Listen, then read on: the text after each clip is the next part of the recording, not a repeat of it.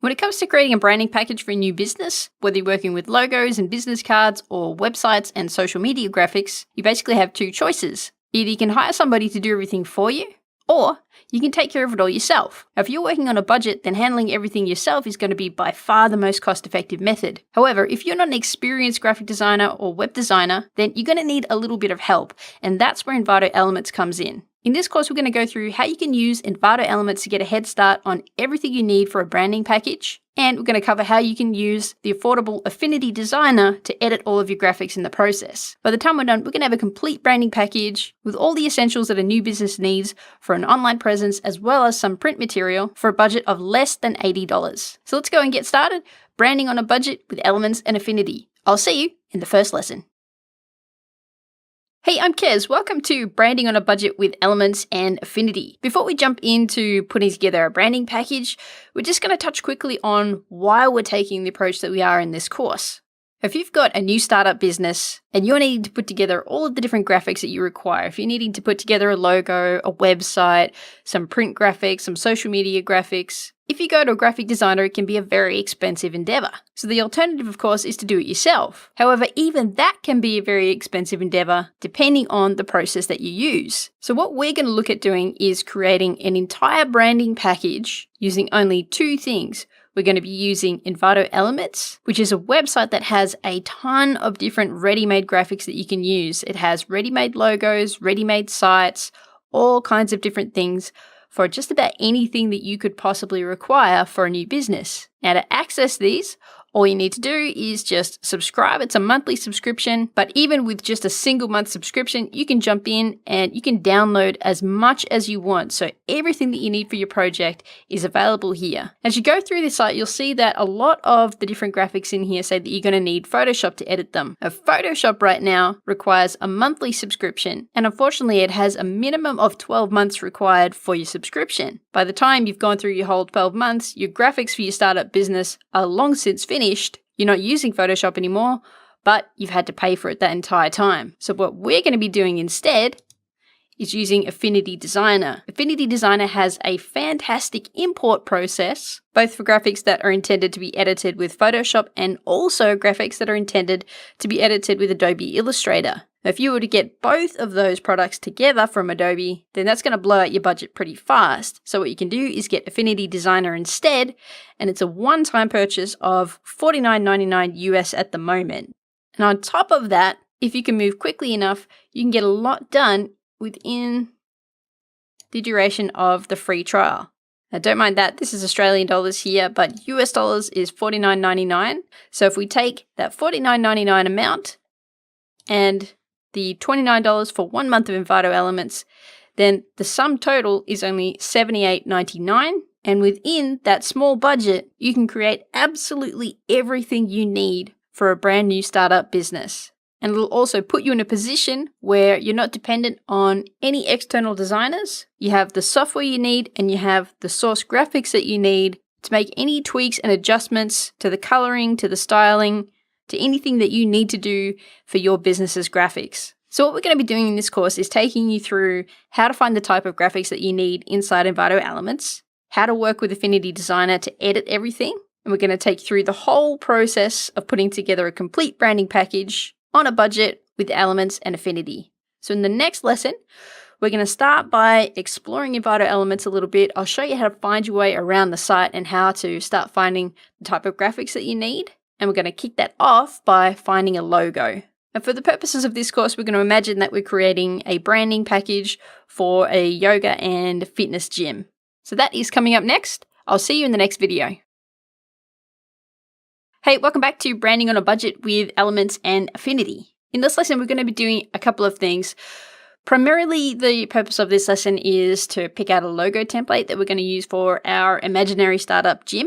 But what we're also going to do in the process is have a bit of a tour of Envato Elements so that you know how to find your way around. There's a lot of stuff in here, so if you're going to be trying to find specific types of graphics for specific types of purposes, then it can be helpful to understand how the site is structured so you know where to look for what you need. The front page that you can see here is actually most helpful once you've spent a little bit of time already looking around, because once you have, It's going to customize what you're seeing on the front page to try to show you things that you're more likely to be interested in. So I've already spent some time looking for graphics to do with yoga and fitness for this project, so it's showing me more of those same things.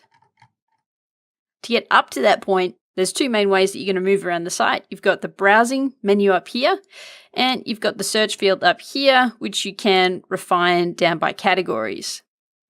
Now, there's a couple of places that you're going to be looking at more commonly than others for this type of project. You're most likely going to be looking in the graphics section, the graphic templates section, the web templates section, and when you're starting to add content into your site, you're also going to be looking at the photos.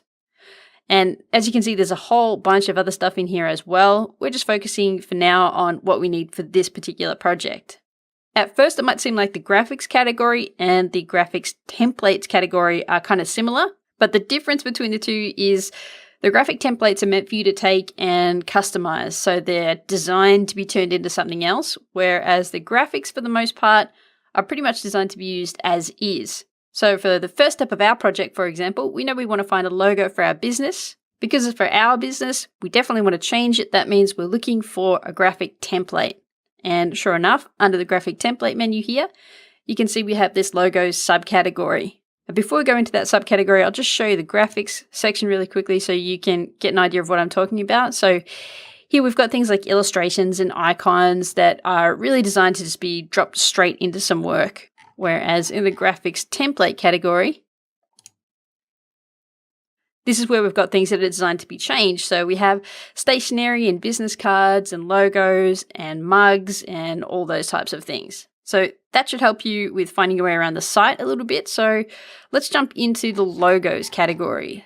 So we're going to go up to browse, go up to graphic templates, and then we'll jump into logos. And here are a bunch of ready-made logos that we can use. So our imaginary startup gym, we're going to call it Yoga Works. That's going to be the business name. So we are going to need to have a logo that fits a 2-word name. We also need something that fits the style. We're bringing yoga and general fitness together. So we want something that conveys the feeling of fitness and gym work, but is also a little lighter and corresponds with the feel of yoga at the same time. So one thing that we can do is just browse through the existing logos, just have a look through the categories and see what we find. We can sort by popular, or we can see some fresh logos that are newly added and look through things this way. Or this is where the search field can come into play. So we know we want to search within graphic templates. That's where our logos are. So inside logos, we're just going to search for fitness. So now this is bringing up the kind of logos, the kind of templates that we need for our project. Obviously, you can do the same thing for whatever type of business you're needing to create a branding package for. Just get into the right category, use the right search term up in the search field, and then you can see over on the left here as well, we've retained this check mark in the logos category here. So it's just showing us logos. Even though we searched in graphic templates up the top here, it just says graphic templates. Because this is still checked off, it's only showing us logos. So we can add extra check marks in here if we want to see other things related to fitness in the graphic template category as well. So let's have a look through at some of the options that we have here. So these are all really cool, but we need one that fits the look and feel that we want to give for a gym that has a focus on yoga. So this is a little bit too, this would make me think of a gym that is focused on weight training. This isn't quite obviously enough to do with fitness. That seems more like diet. These again look more like weight training gyms. So we're just going to keep looking through. We'll check out the next page. This one's a little bit more like the type of thing that we are looking for. It's obviously a fitness logo, but it also has a lightness to it that says that it's not necessarily a pure weight training gym. I've actually already spent some time going through all the different logos that are available on this site and picking out a really good fit for this project. I think it's a great idea to not necessarily just go with the very first logo you see that you like, download a few, have a look at them a bit more close up, and then decide on the one that you like most for your project. So for our purposes, we're going to be working with this logo here. So it's very similar to the one that we pointed out over here. It just has a slightly simpler shape, so that means it's just going to be a little bit easier to work with. Where you can try to keep the shapes that you need to work with, try to keep everything that you need to work with really as simple as possible, especially if you're coming to this as a beginner. It's just going to make your life a lot easier if there are fewer moving parts that you have to organize. So then you can go ahead and just hit this download button here and download the graphic template into a folder that you set up for your project, and then you'll be ready to go to start editing it. And just as a quick note, EPS is probably the better file type to import into Affinity Designer. So if you see that especially, then you know that you're definitely good to go. So that is going to be our logo for our YogaWorks website. In the next lesson, we're going to go through a similar process here.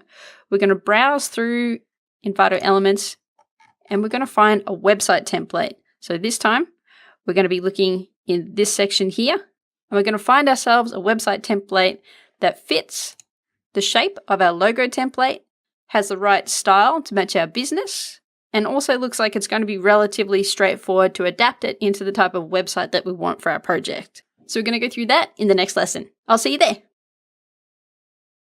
Hey, welcome back to Branding on a Budget with Elements and Affinity.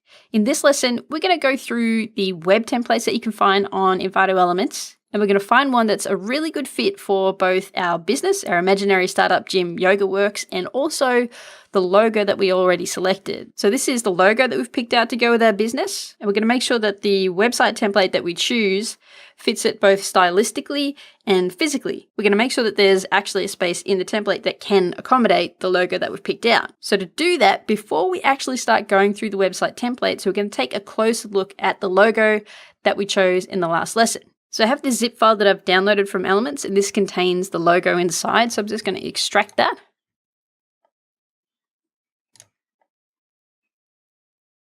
So we'll go inside the logo template here. You're going to have probably the best results if you work with the EPS version rather than the AI version. So we're just going to, at least in Windows, right click and choose properties. And we can see this is the .ai file. Right click on this one, properties. Here we can see this is the EPS file. So now we're going to go ahead and open this one up. And there we go. So that's opened it up in Affinity Designer.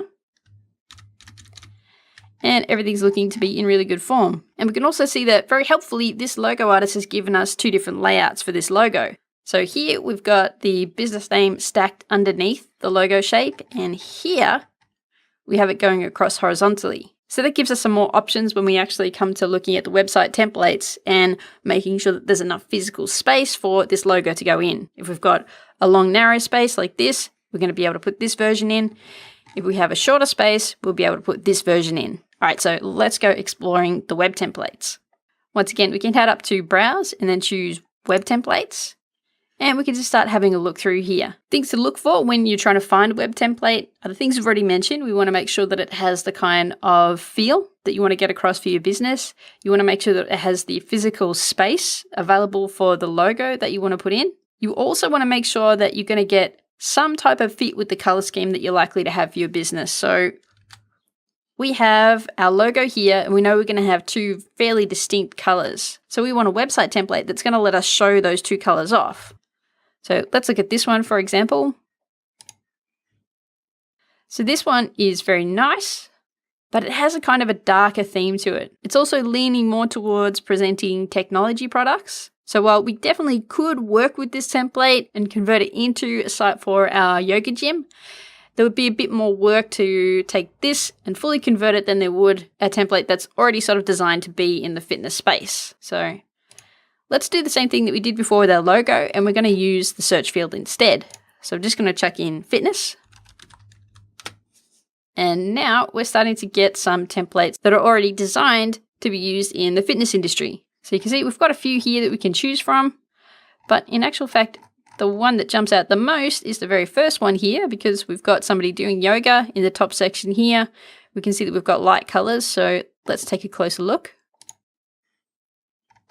Now this looks a lot more like the type of feel that we want for a gym that has a focus on yoga.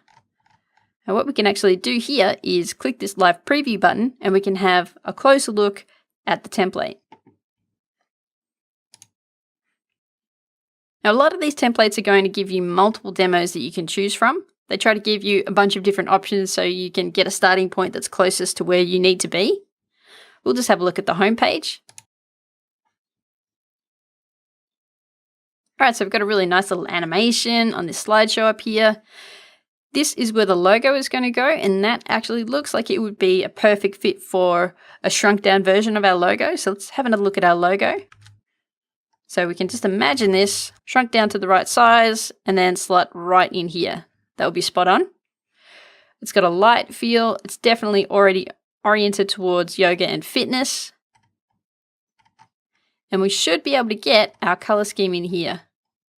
So we've already got these nice aqua rollovers, aqua colors throughout here with the links, the buttons and everything. So we should definitely be able to get in whatever colors we decide to replace these two with. And the layout is not overcomplicated, which means that it shouldn't be an excessive amount of work to convert this into something for our own business. I think what we'll probably do later is just work with the home page. I'll show you how to replace everything in here with our own content, how to change up the text, and how to change up the color scheme. All right, so that's perfect. I'll include links in the notes below this video for this template, and I'll include another link for the logo. So the two that we're going to be using are the green fit logo and the handstand website template. In the next lesson, we're going to go into this template that we just got for our logo, and we're going to start customizing it and turning it into our own logo. So we're going to modify the text that we have along the bottom here. We're going to put in the name of our business. We might also choose some different fonts, and we're going to change the colors of this logo so we can start creating our own branding colors that we'll then use throughout all of our other graphics as well. It's always a really good idea to start with your logo first because everything else is going to work around your logo. Get your logo right, and then everything else can follow from there. So we're going to do all of that in the next lesson. I'll see you there.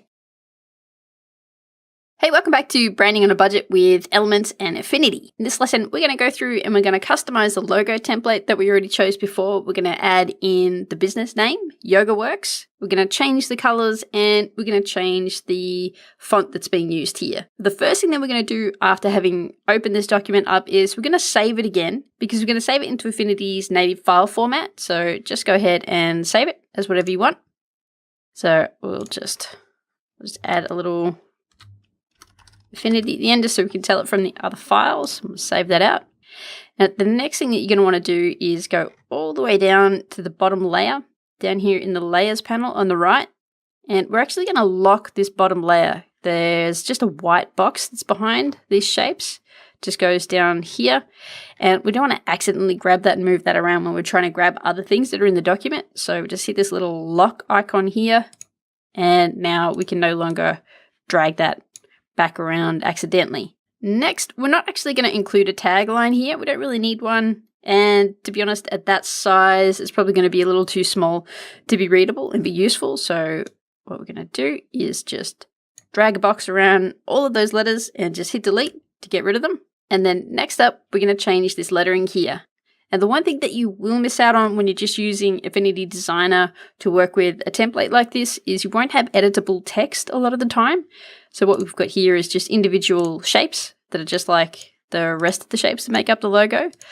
But that's no big deal. We've just got a couple of words. All we have to do is just type out the words that we want, which is really no different to the amount of work that we would need to do anyway. We have a choice to make here. We can either use the same font that's been used in this original design. We have two fonts here. And if we have a look inside the files that we unzipped from the original download, we can see that there's a documentation file here, and that file is going to tell us what the names are of the fonts that are used in the logo.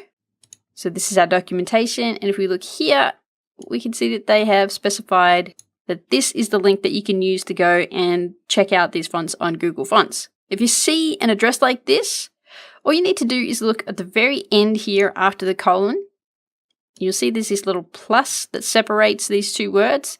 That tells you that the font, or the word rather, on this side of the plus is one of your font names, and on the other is the other side. So if you choose, you could use these fonts, but we're actually going to try to make it look a little different to the original, just add as many points of difference as we can by using some different fonts. So for the first one, we're just going to use a system font. Make that nice and straightforward. So for this first word, we're just going to use Trebuchet MS. So we're going to type out the first word of our business name, which is yoga. So this is the text tool here. And you want to make sure you choose the artistic text tool here rather than the frame text tool here. The frame text tool is more for drawing out, say, paragraphs of text, whereas we just want a single word, so we'll choose this tool. And then we'll click, and we'll just type out yoga. Obviously, that's too small to start with. So I'm just going to grab this corner and just drag it out so it's bigger. So it's about the same size, roughly.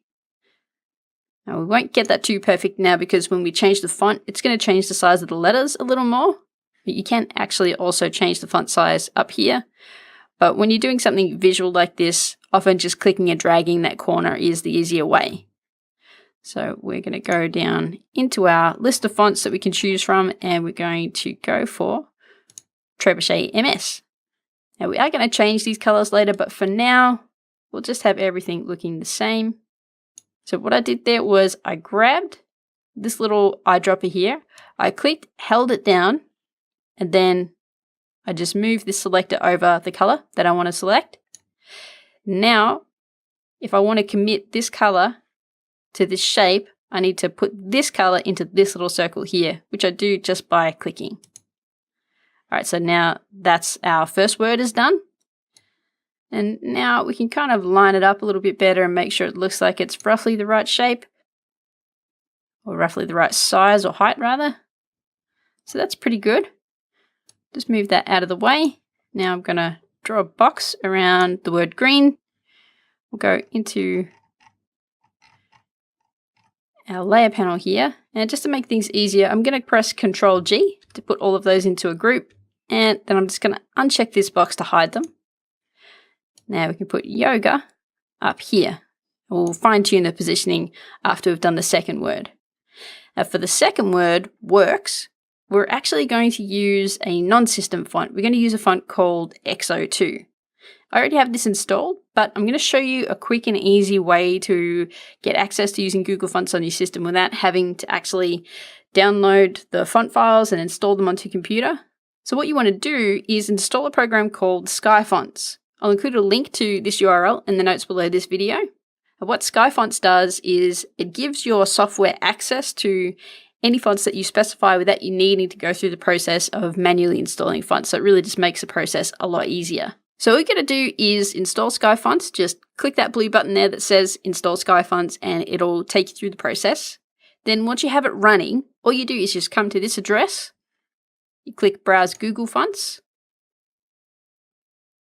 And here you can pick out any font that's in the Google Fonts library and make it available to your software through Skyfonts. So we want a font called XO2. So I'm just going to type in XO space 2. And here is our font here. Now make sure you don't mistake XO200 for this font. That's the original XO font with a weight of 200. We want, I guess this is a sequel font. We want XO2. So then you don't have to install each one of these weights and variants individually. All you have to do is go over here, click this drop down, check the box marked Add Entire Family, and then click Add. And that's just going to make that available to your system. So then as long as Skyfonts is running in your tray, you're going to have access to all of these fonts without that laborious installation process. So I'm not going to hit Add because I actually have this font already installed on my system. So just to make sure we've got a font about the same size, I'm just going to copy and paste the word yoga. Change it so it says works. We're going to go all capital letters. And now we're going to change that over to XO2. And I'm just going to change it to black, which is the heaviest font weight that we have. And just sample the existing color for now. And we'll get this fit out of the way and put in works. So I'm just going to get these lined up with one another, and actually we'll probably reduce the space in between them. Just nudge that until it looks like it's properly lined up. And I think we'll make it so the center of the W is lined up under these leaves, so that'll look nice and balanced. There, now that looks pretty cool. So now we've got our business name in, we've chosen the fonts that we're going to work with. By all means, if you want to experiment with different fonts for this, definitely go ahead and do it. Or you can just use Trebuchet MS on the left and XO2 on the right. Now we want to change up these colors so that we've got our own unique color scheme. And for this, I'd like to go with, I think we're going to change this to a blue color and this to a green color. Now that's another little piece of advice. When you're choosing colors, if you're not sure what to go with, just pick a shade of blue. It's the safest color that you can go with. Blue will work in just about anything. And there's been all kinds of studies done that show that the color blue tends to elicit feelings of trust and calm. So if you're not sure what to do, just choose blue. So all we have to do now to change these to blue is just click one of these shapes, hold Shift, click the next one, keep Shift held down, and click the next one. So now we've got these two shapes and our word here. And I'm going to change this to, first up in the top right here of our color picker, make sure you have sliders selected. And then we're going to switch this to HSL because we don't want to change anything other than the hue. So just to show you what I mean, the H here stands for hue, S stands for saturation, and L stands for lightness. Now, if we change the saturation, we take it all the way down, it goes to gray, all the way up, it gets really lurid and bright. So undo that. The lightness, if we take it all the way down, it goes to black, all the way up, it goes to white. So we don't want to change those. All we want to do is change this to a similar color, just blue. So we can just drag this hue slider along until we get a blue that we like. So I'm going to say around about there. Looks pretty good. So that is a hue of 190. If you want to just punch that straight in here, you can just punch in that number. Now we're going to select our other shapes by clicking the first one, holding Shift, clicking the second one. For this, I'm going to go with a lighter green. So we're going to move this up. In this case, this one's probably not going to get quite bright enough. It's still going to look a little drab. So with this one, we are going to boost the lightness up a little. So to just bring a little bit more life into our color. Another little hint when you're working with Affinity Designer, if you want to get a clear look at what you're working on and you can't quite see because you have these outlines around selected objects, what you can do is hold down space. Now that's actually going to give you the ability to pan your document around, but it has the added bonus that it will hide any selection outlines. So releasing space, holding down space. So that just helps when you're choosing colors. So that green is probably still a little too on the blue side, I think. So I'm just going to keep dragging it up. Just nudge up the lightness just a little bit. There we go. I'm pretty happy with those colors. And now if you want to just copy and paste these colors straight in, what you can also do is switch over to RGB hex in this drop down here. So then the hex code for the green that we just chose is 62B52D. You can just type that straight in there. And the hex code for our blue is 38B4CE.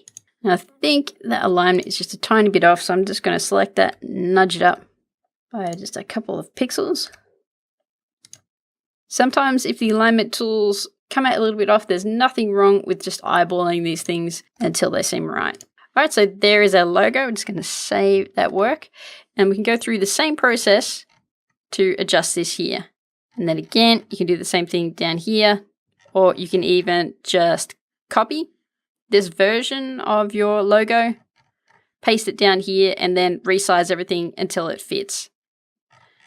So now we've got our logo is ready to go, our colors are selected, our fonts are selected. So now we're all set to take those three things and integrate them into our website template. So in the next lesson, we're going to take a look and see what size we need to have our logo at to fit into our website template. And we'll do an export of this logo so that it'll fit. And we're going to look at how you can get these colors and these fonts integrated into the website template as well.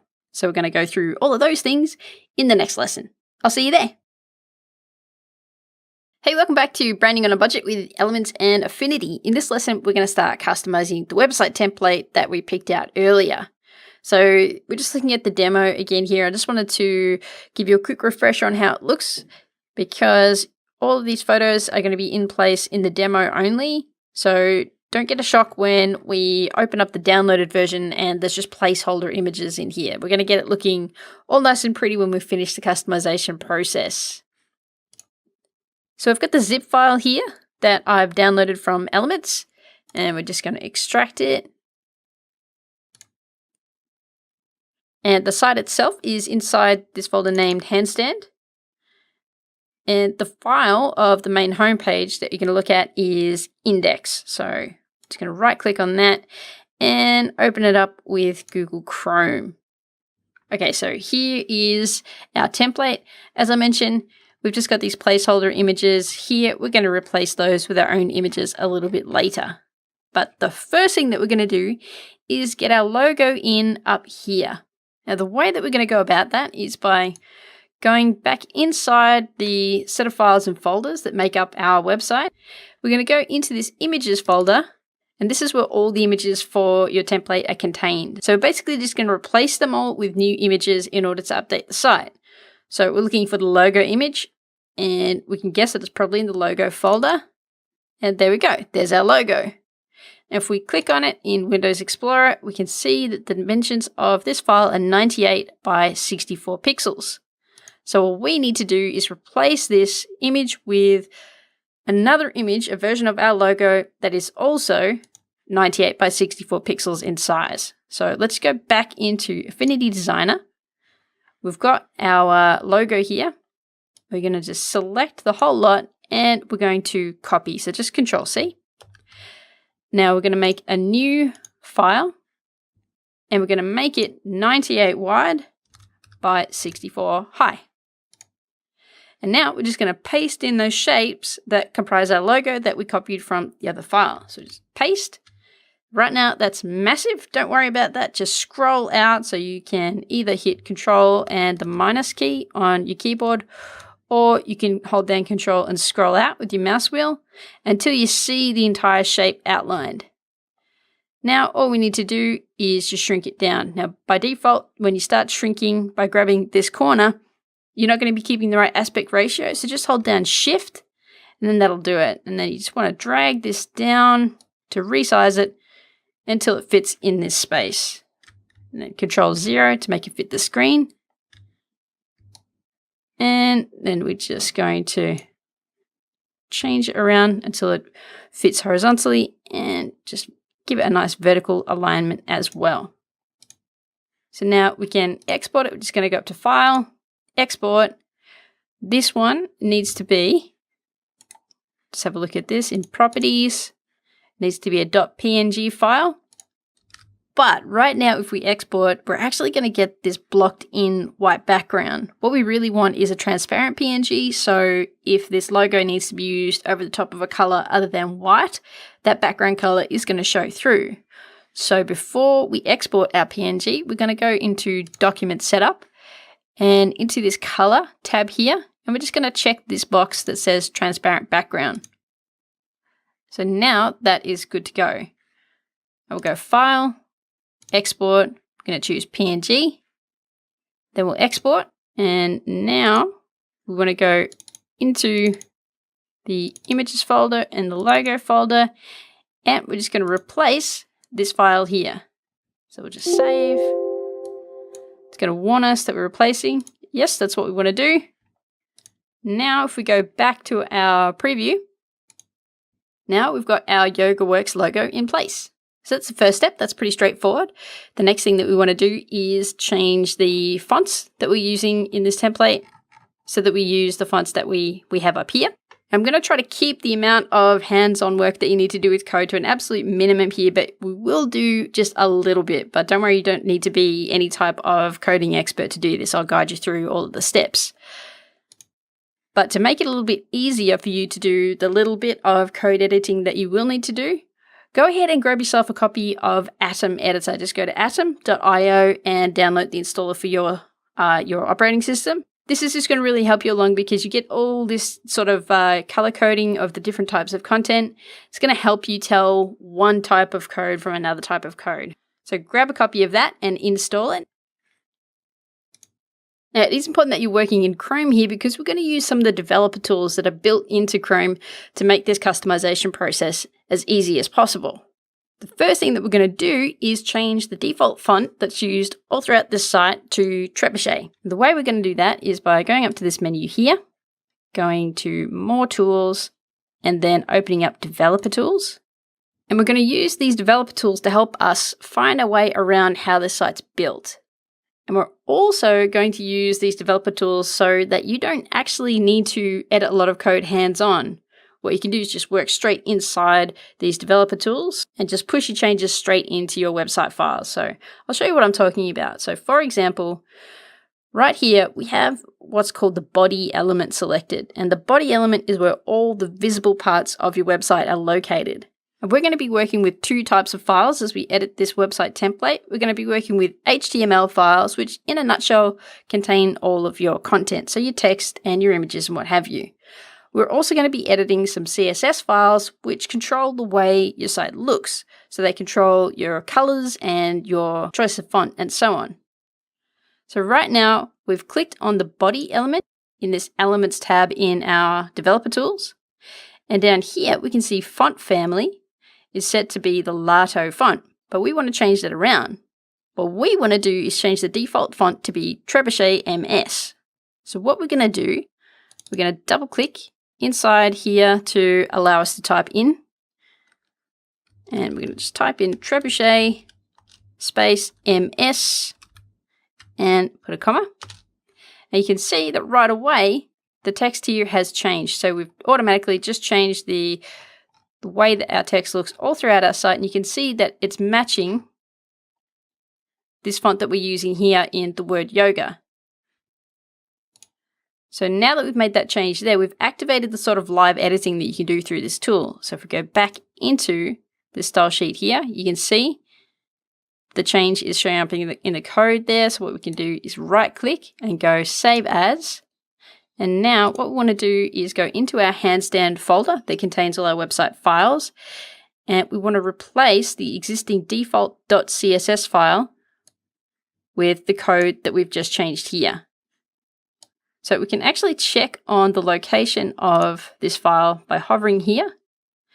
You can see in the little pop-up here, we see handstand/css/shortcode/default CSS. So go back into the sources folder, right click, save as, and that tells us where we need to look. So inside the handstand folder, CSS folder, shortcode, and then there is our default CSS file. So we're going to save that out and replace the existing default.css. So now, even if we refresh the site, the changes to our font stay in place. The next thing that we're going to do is change the font of our headings so that it uses the second font that we have here. Now, in order for that to work, we're going to need to tell the site to load in the font XO2. Trebuchet MS is a font that's widely available on computers by default, but XO2 is not. So what we're going to do is go to Google Fonts. We're going to search for XO2. We're going to click this little plus button. Now that we've done that, click this box along the bottom here, and then copy this code here. Now we're going to go back into our file structure for our website. We need our index file. This is our home page. We're going to right click that and open it up with the Atom editor that you just installed. Now you'll see two tags here that say the word head. So you've got this one and this one. Now these two tags indicate the head section of our website. Now the head section is the invisible section basically. The body section is the part you can see.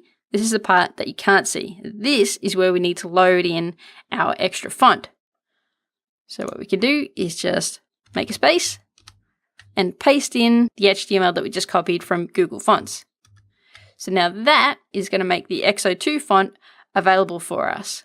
Back in our preview, now we're going to do basically the same process that we just did to change our trebuchet font. So we have a heading here. We're going to right click, hit inspect. You can see up here we have H1 tags selected. That means this is a heading level 1. Now down here we're going to scroll until we see font family. So there we go. Now that shows us that this is the font being used on this heading. We're going to double click to make this editable. You're going to add a little single quotation mark, type in XO space 2, add another single quotation mark and a comma, and just click outside that space to commit the change. And like we did before, now that we've activated that live editing, we're going to click this file up here. Pay attention to the file path where we're going to be able to save out this file, which is handstand/css/shortcode. So we'll click on that, right click, save as, and then we're going to replace the slider style sheet. So we'll save that and overwrite it. Now we're going to refresh because the XO font hasn't loaded in yet. And there we go. Now we can see that the XO font is being used on our heading here. Now we're going to do the same thing for the other headings. Just going to right click, inspect. We're going to scroll down in this window until we find the font family. So this is just the same deal again. Double click, add in XO2.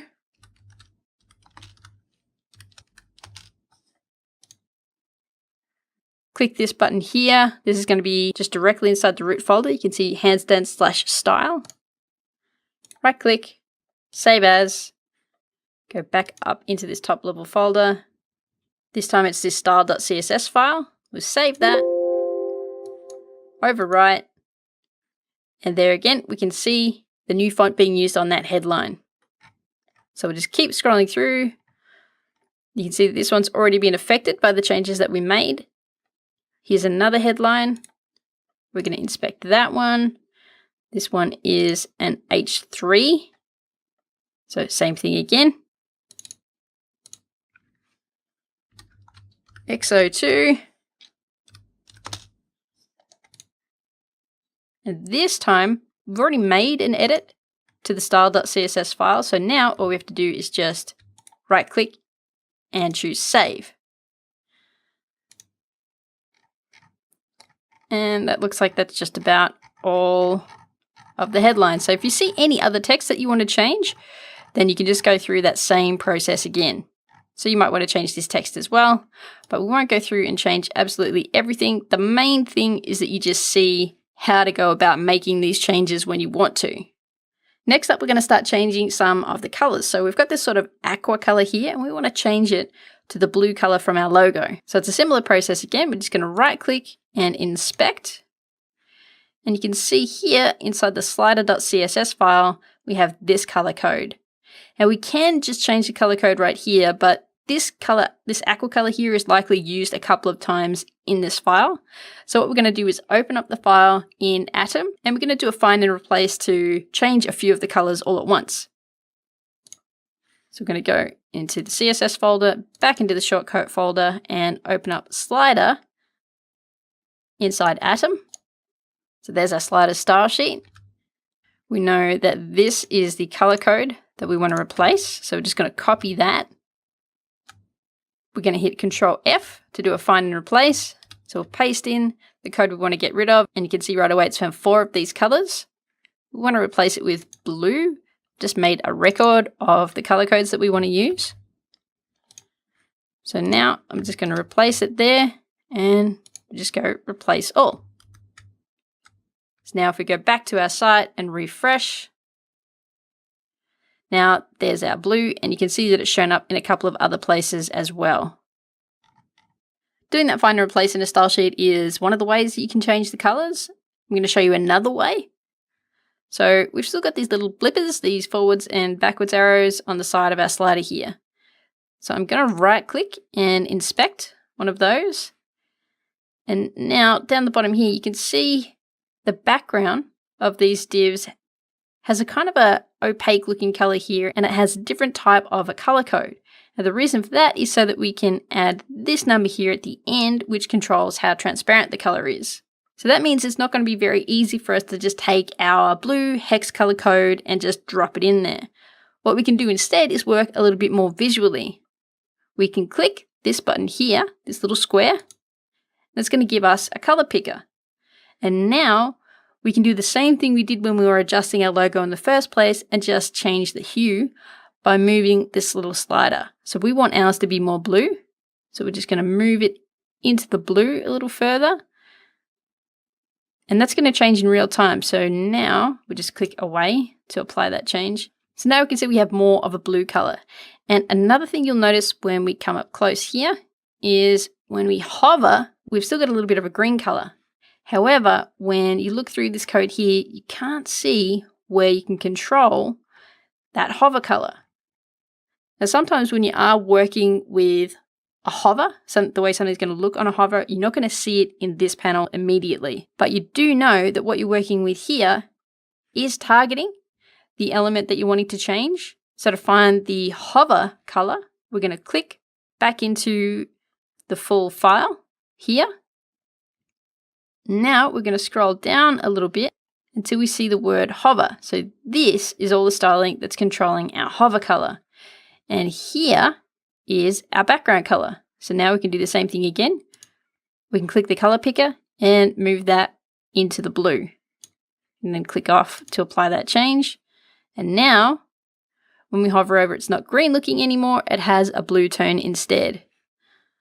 Now we'll do the same thing again. And we've already saved this file once before, so now we can just go save.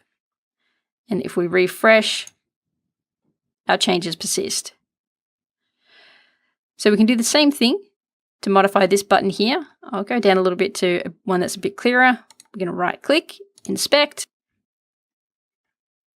We can't quite see what's changing this color to green when we hover. So we're going to click the link into the full file. We're going to scroll down until we see banner button with hover written under it. Now we can click the color picker, move that into the blue, click away to apply, and there we go. Now we have our blue color. And we save. And we're just going to do one more change. There's not going to be quite enough time to show you how to do absolutely every single part of modifying this entire template. So what I'm trying to do is give you the tools that you can use to go through and do all of these tasks one at a time to complete the customization yourself. And of course, once you know how to do this, you'll be able to do it to any other template as well.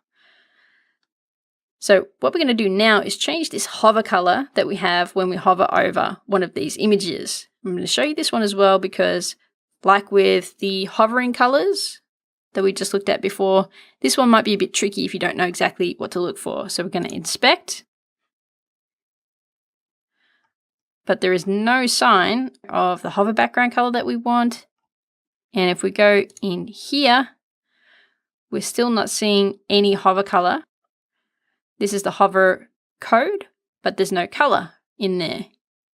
The reason is this is doing something a little bit tricky.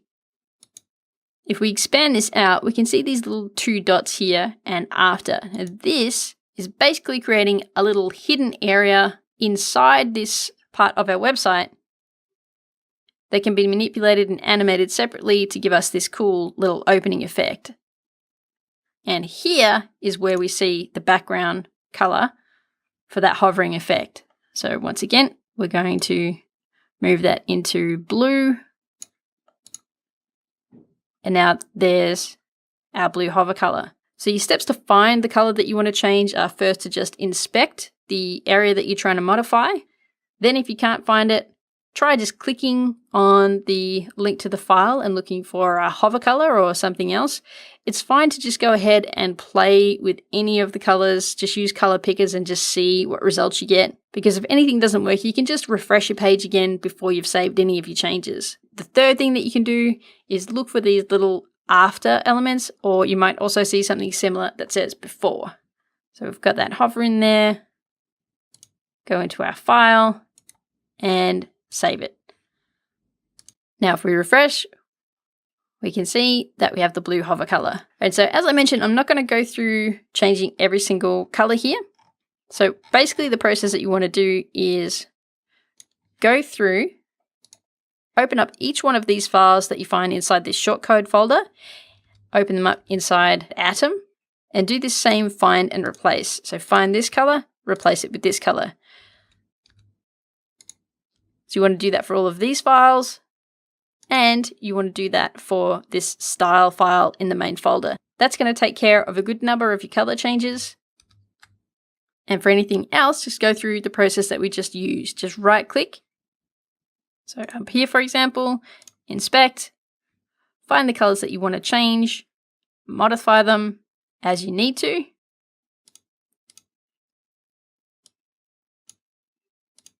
And then go through the process of saving out that file.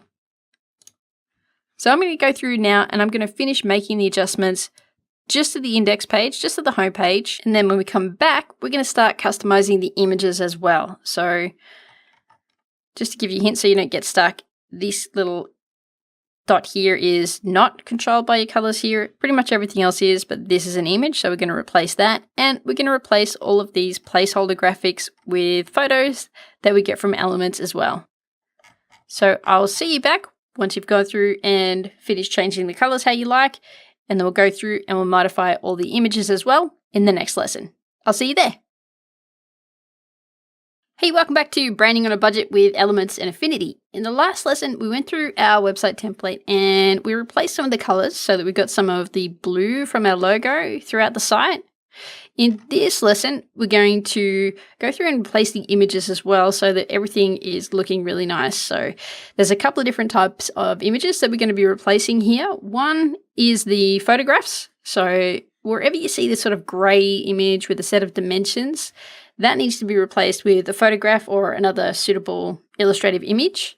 And these dimensions tell you how large the image is going to need to be in order to replace the one that's already there. The other type of image is just a graphic that's used in the site. So, for example, we have this little underline here, which is actually a graphic. And if you look at this dot here, you can see that that's still that aqua color that we had by default.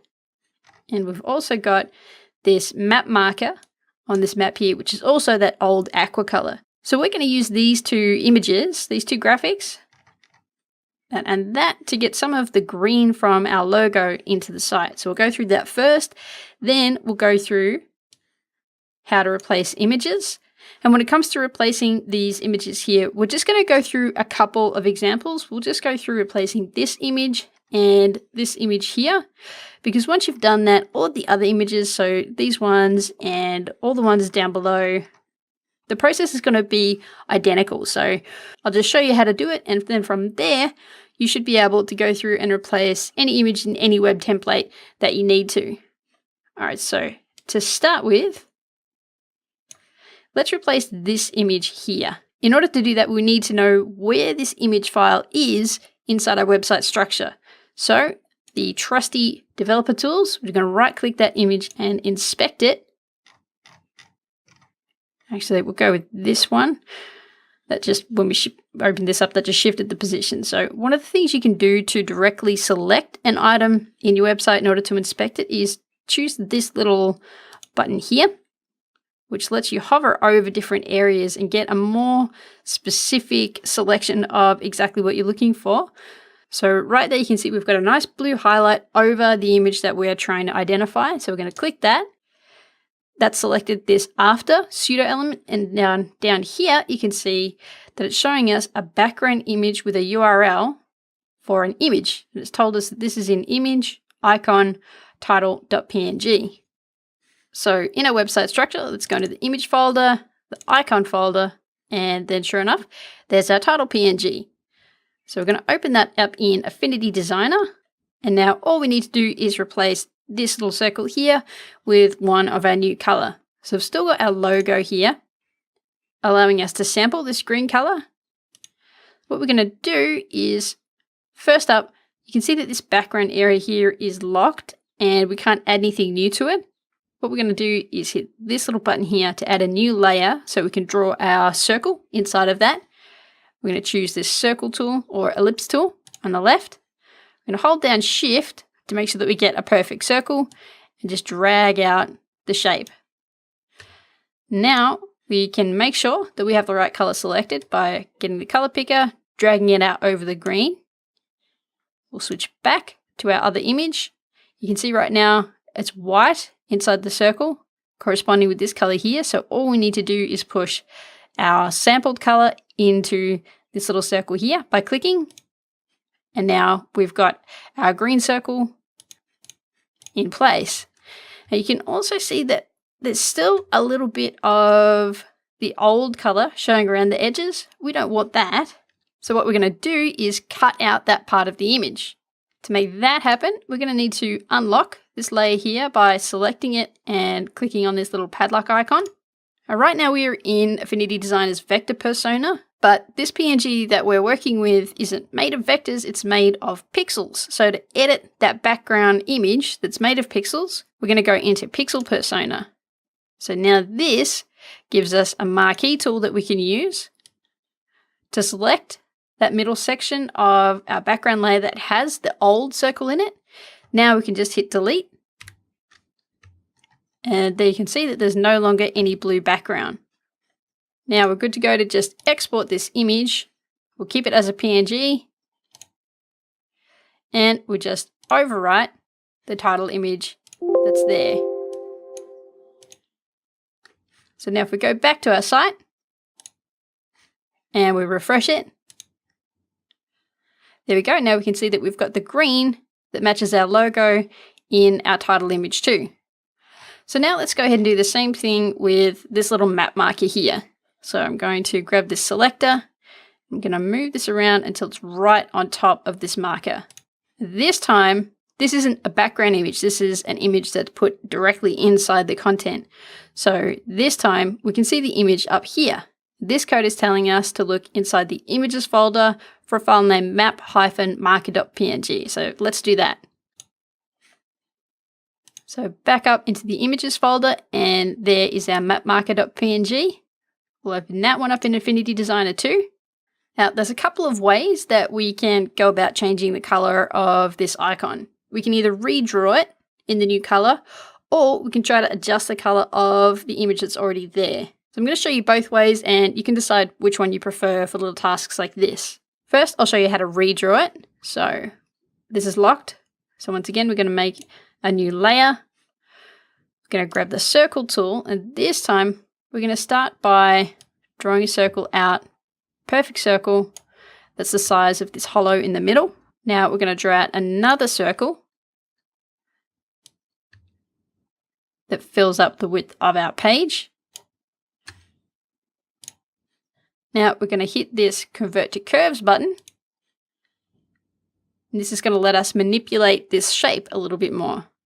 And we're going to grab this node tool so that we can make changes to these little circles here. These are the nodes that make up our vectors. Now we're going to hold Shift and we're going to hit the down arrow a couple of times until it's right at the bottom there.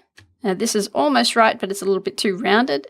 So we're going to convert this node to a sharp point by hitting this little sharp looking icon that's next to this convert label here. So now we're almost there. We're just going to drag this edge out so it's directly overlapping our shape. And once again, we're going to push that green color that we already sampled earlier into this shape by clicking. So there's the green. Now you might be wondering what this circle was for. We're going to use this circle to cut out a little hollow inside our green shape. Now, to make that work, we're going to actually need to drag this white circle above our green shape. Now we select them both by holding down Shift and clicking both layers. Now up the top here, you can see we have this subtract button. What that's going to do is subtract the white shape from the green shape behind it. So we'll do that. And now there is our marker. So we turn that off, you can see that it's just the same as it was before.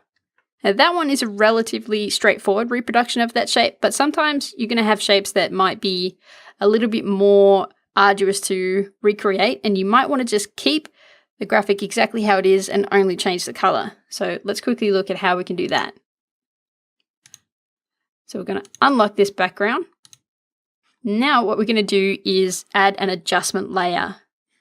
So we're going to go up to Layer, say New Adjustment, and we're going to choose HSL. What this is going to let us do is modify the hue, saturation, and lightness of this existing image.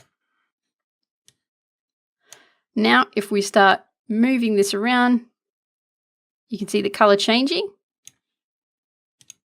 It's a little hard to figure out exactly what color this needs to be by eyeballing it. So what we're going to do is just draw out a little bit of a reference shape. So we know that that's the green that we need to aim at. And now we can just keep playing with this slider, adjusting the saturation and the lightness.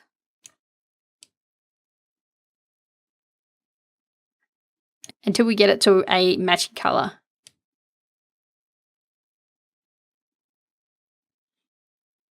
So there we go, that's pretty close. It's not going to be as easy to get it to an identical color, but it is going to make it a lot easier to just keep the graphic that's already there and work with it. So for our purposes, seeing as we were able to recreate this shape, we're just going to export this. So once again, keeping it as a PNG so that we can just export and overwrite the existing mapmarker.png. Overwrite that. And now we'll refresh. And there's our green colored map marker.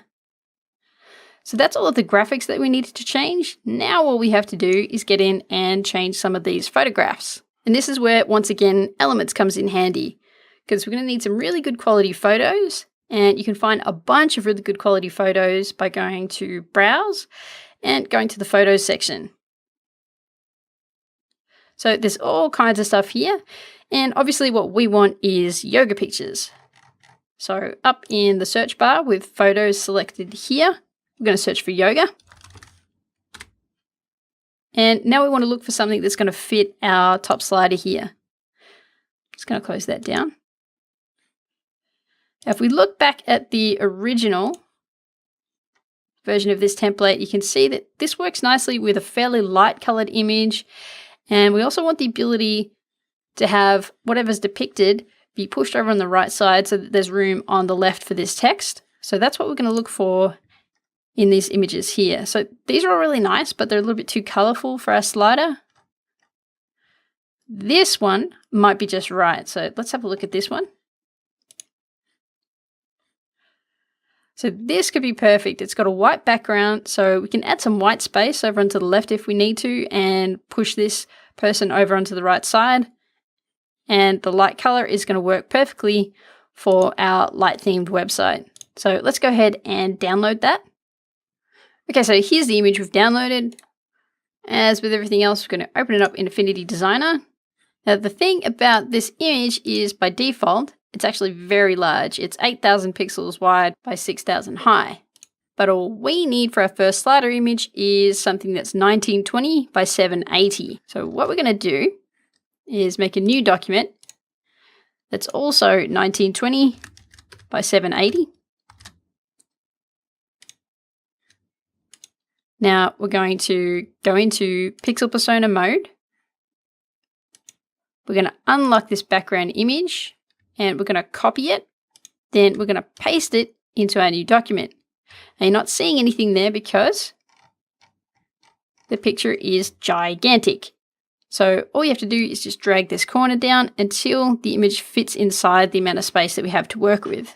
You can hit Ctrl-0 to fit the whole thing to the screen. We know that we want the image to be over on the right. So just position it like that. And the next thing that we want to check on is where this image is. So just like we've been doing so far, we're going to use the developer tools and we're going to use the selector to try to select the whole slide. Now this hasn't quite got the whole slide because it's actually the one above it. But you can see here where it says background image is slider1.jpg. So that's inside the image / slider folder. So let's just have a quick look inside that to make sure that we are looking in the right place. So we're going to go inside images, slider, and there we go, slider 1. So now we're all set to export our file. So we're going to go File, Export. This time that's a JPEG. You can see here this is giving us an estimated file size of 184 kilobytes. And that's because we've got our quality set to 100. We want to try to keep this file size as low as possible so our site loads nice and fast. So if we drop that down to 95, even just that dramatically reduces the file size. We can probably get away with about 90. So that's brought us down to 63. So that should be just fine. So in our slider folder, we're going to replace slider 1. So now let's have a look and check out our results. Close that down so we can see it at full size. We'll refresh and that's put our image in. And you can see here though, that this has chopped the end of this image. I actually have this window shrunk down fairly small right now. But you can see that if the site goes wider, that's when this part of the image shows through. But we want to make sure that we're not clipping off that image at any point. So we're going to go back in to Affinity Designer and we're going to maneuver this image around until we're getting the right result. So we're going to move it over to the left a bit. And we're also going to move it down so that it's not going to be right underneath that text. So we'll try that again. Check our results. Now that's much better. All right, so let's have another example. This time we're going to replace this image in the background here. So hit F12 to open up developer tools. Choose our little selector tool. And we're going to click right on here. So there's no sign of any image around here, which means that we are close, but we haven't quite got what we're looking for. So we're going to actually make sure that everything's expanded here. And there we go in here. Sure enough, there's the image that we're looking for. So it's image / about.jpg. So let's go into our file structure and find that image. Image / about.jpg. And before we go into Affinity Designer, let's find another image that's going to work well there. So what we're trying to do is give the impression of an actual gym session rather than necessarily being in the outdoors. So we're going to grab this one. That should do the job in that spot, I think. So we'll go ahead and download that and then open it up in Affinity Designer. So here's our new image. Let's just quickly check on the size that we need to get it down to. We need to get it down to 550 by 322. So we're going to make a new document. That's 550 by 322. Now, like we did before, we're going to unlock this layer. We're going to copy. And also, just like before, the image is far too large to fit in our little canvas. So just going to grab this corner and shrink it down. Hit Ctrl-0 to fill up the screen. And we want to make sure that it's as wide as our canvas because we can always crop off the top and bottom. We want to make sure we don't have any blank spaces. So we're just going to move that up. And now that's good to go and ready to export. So File, Export, keep it as a JPEG. 90% quality is probably just fine. It's going to give us around a 40 kilobyte image. We'll export. Now this time we're in the About folder and we're going to replace the about.jpg image. And now if we refresh, there we go. There's the image that we put in place. So you can go through the same process for these other images. It's all just exactly the same. Just have a little look through the code in the inspector, find out where the images that you need to replace, create a new image at this size, and just overwrite the existing image. So like we did with the last lesson, I'm not going to go through and make you watch me replace every one of these. It's going to be the same steps every time, but definitely go ahead and change those images out now. You can just fill them in with any ones that you like from Elements. And then when you've done that, come back for the next lesson in which we're going to start customizing some of the content. So I'm going to show you how to get into this text and rewrite it with your own content. And then when you've done that, that's going to be the last step that you need to do to customize a web template like this. So we'll wrap up the image replacement, and then for the content stage of customizing our web template, I will see you in the next lesson. Welcome back to Branding on a Budget with Elements and Affinity.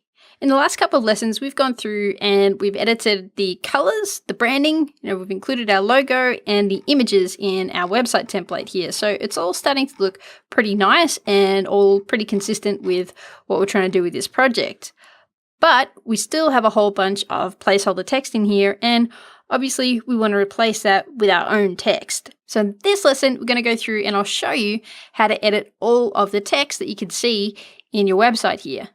So because we are just working with the homepage in this course, go ahead and open up index.html in the Atom editor if you haven't already got that open. Now this is where the Atom editor is really going to come in handy. So what you want to edit is just the text that shows up on the screen.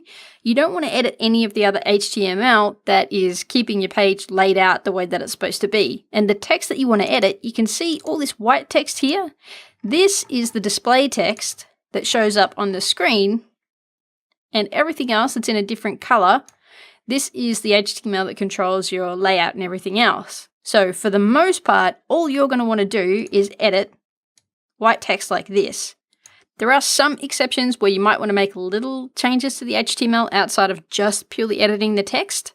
And we're going to cover a couple of examples like that in this video, but we're not going to move so far into it that you need to really full on learn HTML. We're also going to look at how you can hide different sections of this site that you're not really using. All right, so if we look back at our website, the first thing that we're going to change is this text here. In the case of editing content like this, it's actually easier to just look directly at the code and just eyeball it. So you know that we've got this text here that says, welcome our handstand.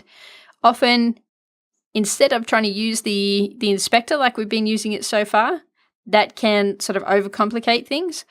Because we've got this color highlighting in Atom, it's often easier to just look for it manually. So we know we've got welcome our handstand, and right there we have welcome our handstand. So if you see these little less than and greater than signs, this signifies where you have HTML in the page, and those are the parts that you don't want to touch just for now. So being careful to select only the text, then we can replace that with our own text. So we're going to change that to say, welcome to Yoga Works. So we'll save. Now if we refresh, now it says, welcome to Yoga Works. Next up, we're going to change this paragraph of text here. This has a couple of little tags in here that are going to change things a little bit. So we'll just do the easiest step next, which is changing this paragraph. So just as a point of interest, P stands for paragraph and H stands for heading. That might help you to zone in on which section of white text you want to change. So we're just going to add in a paragraph of our own content here. So we'll save that again and refresh. There we go. Now we've got our own text there. And now finally, we're going to change this so it reads, we make yoga work for you. And we want the yoga work part to be in blue here while the rest is in black. So let's check out how we can do that. So I mentioned these span tags just a second ago. What this website is actually doing is it's targeting a particular style at any text that's inside these span tags in this heading here. So what we can do is put in our own heading. So we'll do that and we'll delete what's there. And now we're going to wrap yoga work with those span tags. So what we want to do is add in a less than sign, then we'll type span, and then we'll add a greater than sign. And on the other side, we're going to close that span by doing a less than sign, then a forward slash, then we type span, and then we add a greater than sign. So now let's see what we've got.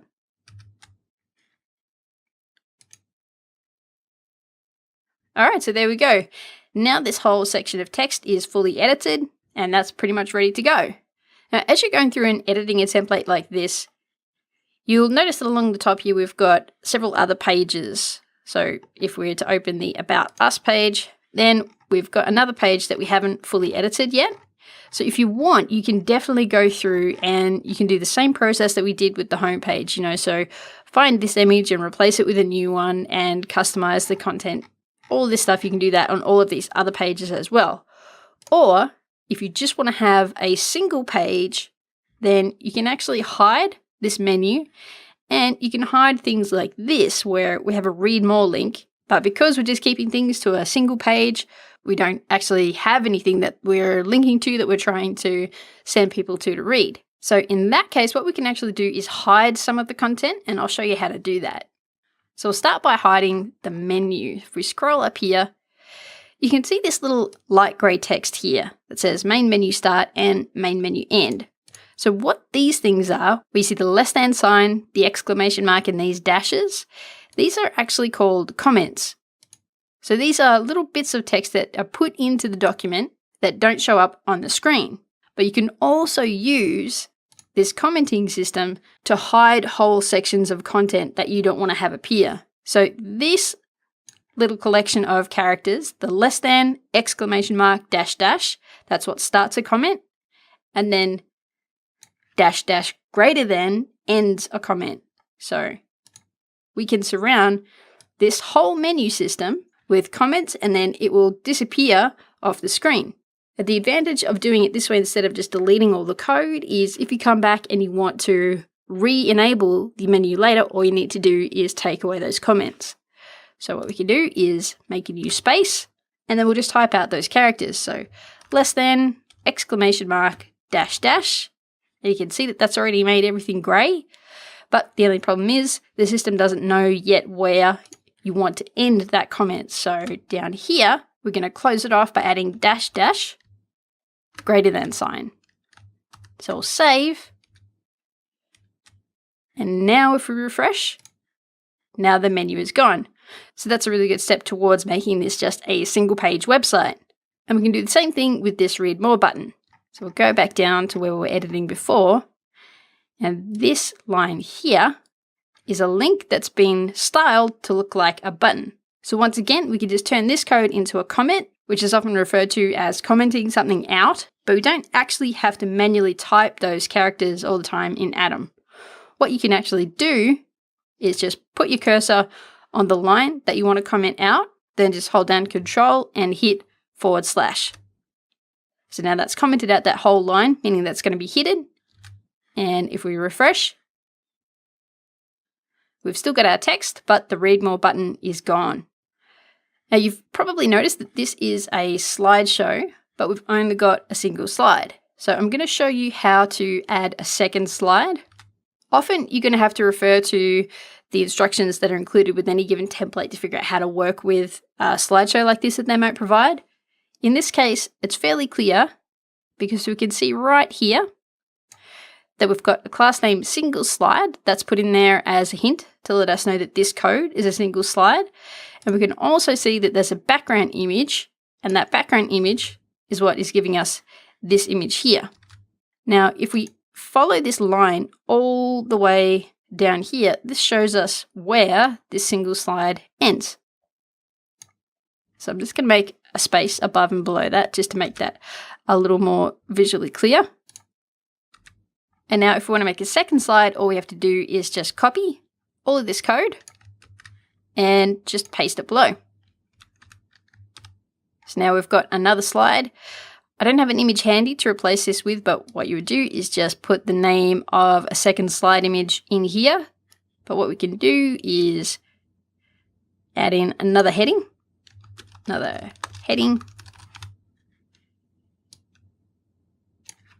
with some other text, just so we can tell the difference between these two slides. So now we'll refresh. And if we go to the next slide, there we go. There's our other heading and some other text. All right, next up, we'll just do another quick example of text editing. So we're going to change this about section here and these paragraphs. And once again, the easiest way is just to look for corresponding text. So we know we're looking for something that says about our handstand, and there it is. So now we can just change that to be about yoga works. And then we can put any text in between these paragraph tags that we like. So in this case, we're just going to add a couple of random sentences as an example of how you can edit text content. And obviously you would put real content in place here. We've got another read more button here that we don't want. So we'll just put our cursor on that line and then press Control /. All right, so let's take a look. All right, so there we go. Obviously that's not a full paragraph, but nonetheless, that is the process that you'll follow to edit content like this on a page. The next thing that I want to show you is how to identify an image and replace it if you don't want it there. So for example, here we have a testimonial section. And you might be wondering what this little placeholder image is for. Well, if we look at the demo, we can see here that there is a graphic of a signature. So let's say you don't want to make a graphic of a signature every time you post a new testimonial. Well, in that case, you might want to replace this image with just some plain text. And while we're at it, we'll look at another easy way to find the text that you want to edit. We can just highlight some text and copy it. And then in Atom, hit Control F. And hit enter to go straight to that content. So this is the testimonials area. And actually, while we're at it, gift our client say is probably not exactly what we want this to say. So we're going to change that to client testimonials. And now we're looking for this image here. So we know that there's a couple of paragraphs of text before we reach it. And then it says co-founder of company underneath. So we're going to scroll down until we see something that matches that. And then here we go. Now, if you're looking for an image, the HTML tag that you want to find is img. Now, if you want to get rid of an image, then all you need to do is just delete the whole line that's there. Or once again, we can just comment it out instead so that we can restore it easily if we want to, which by the way is just done by pressing Control / again. So now instead, we can just write the name of the person. Now we could just write in some text like this, but that's going to look a little funny and a little cramped. And that's because there's no HTML wrapped around that text to control how it's presented on the page. But we can see here that we have H6 tags, which is heading 6 tags wrapped around this text, which looks pretty nice. So what we can do instead is just copy this whole line and put that in here. And then once again, we can just replace that white text.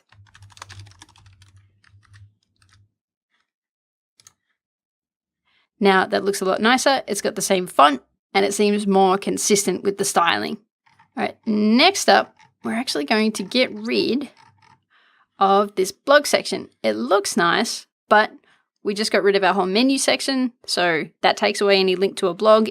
And additionally, if you do want to run a blog, then you're much better off using something like WordPress instead of using a static HTML page like this.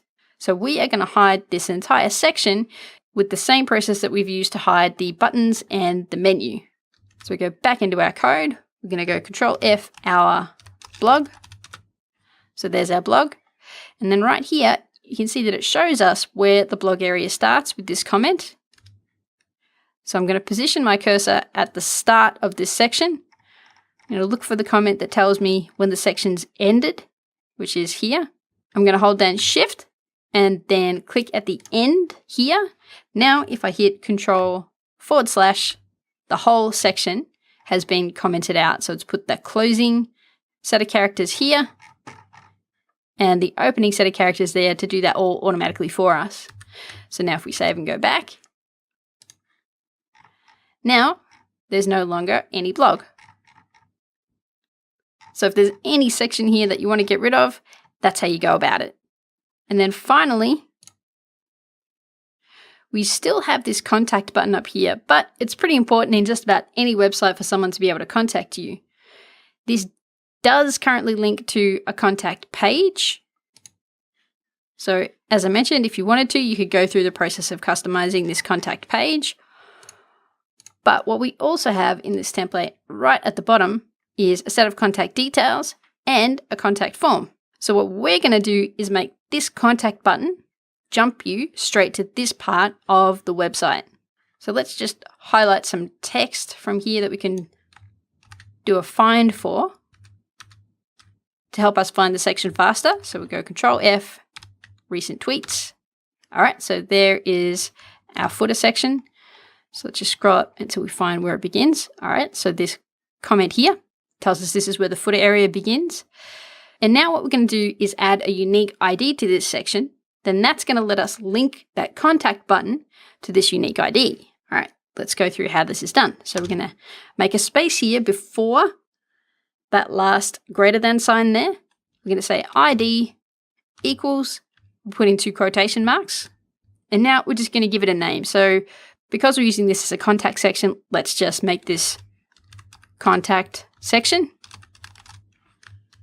Now we want to find this contact button. We know it's up the top of the site. So we're going to scroll all the way up. There's our menu that we commented out before, so we know we're in the right general area. And here is our contact button.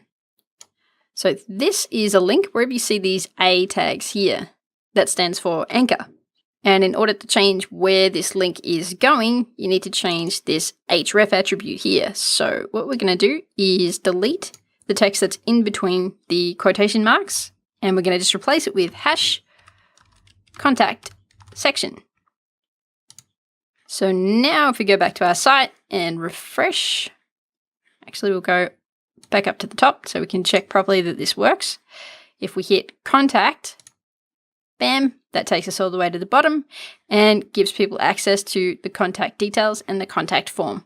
All right, so that wraps up everything that we need to cover in terms of how you can go about editing a website. We've added in a logo, we've added in branding colors, we've added in custom images, and we've also looked at how you can modify the content of the site, editing the text, hiding things that you don't want to use, replacing images, and modifying links. So that wraps up the section of the course that looks at the website.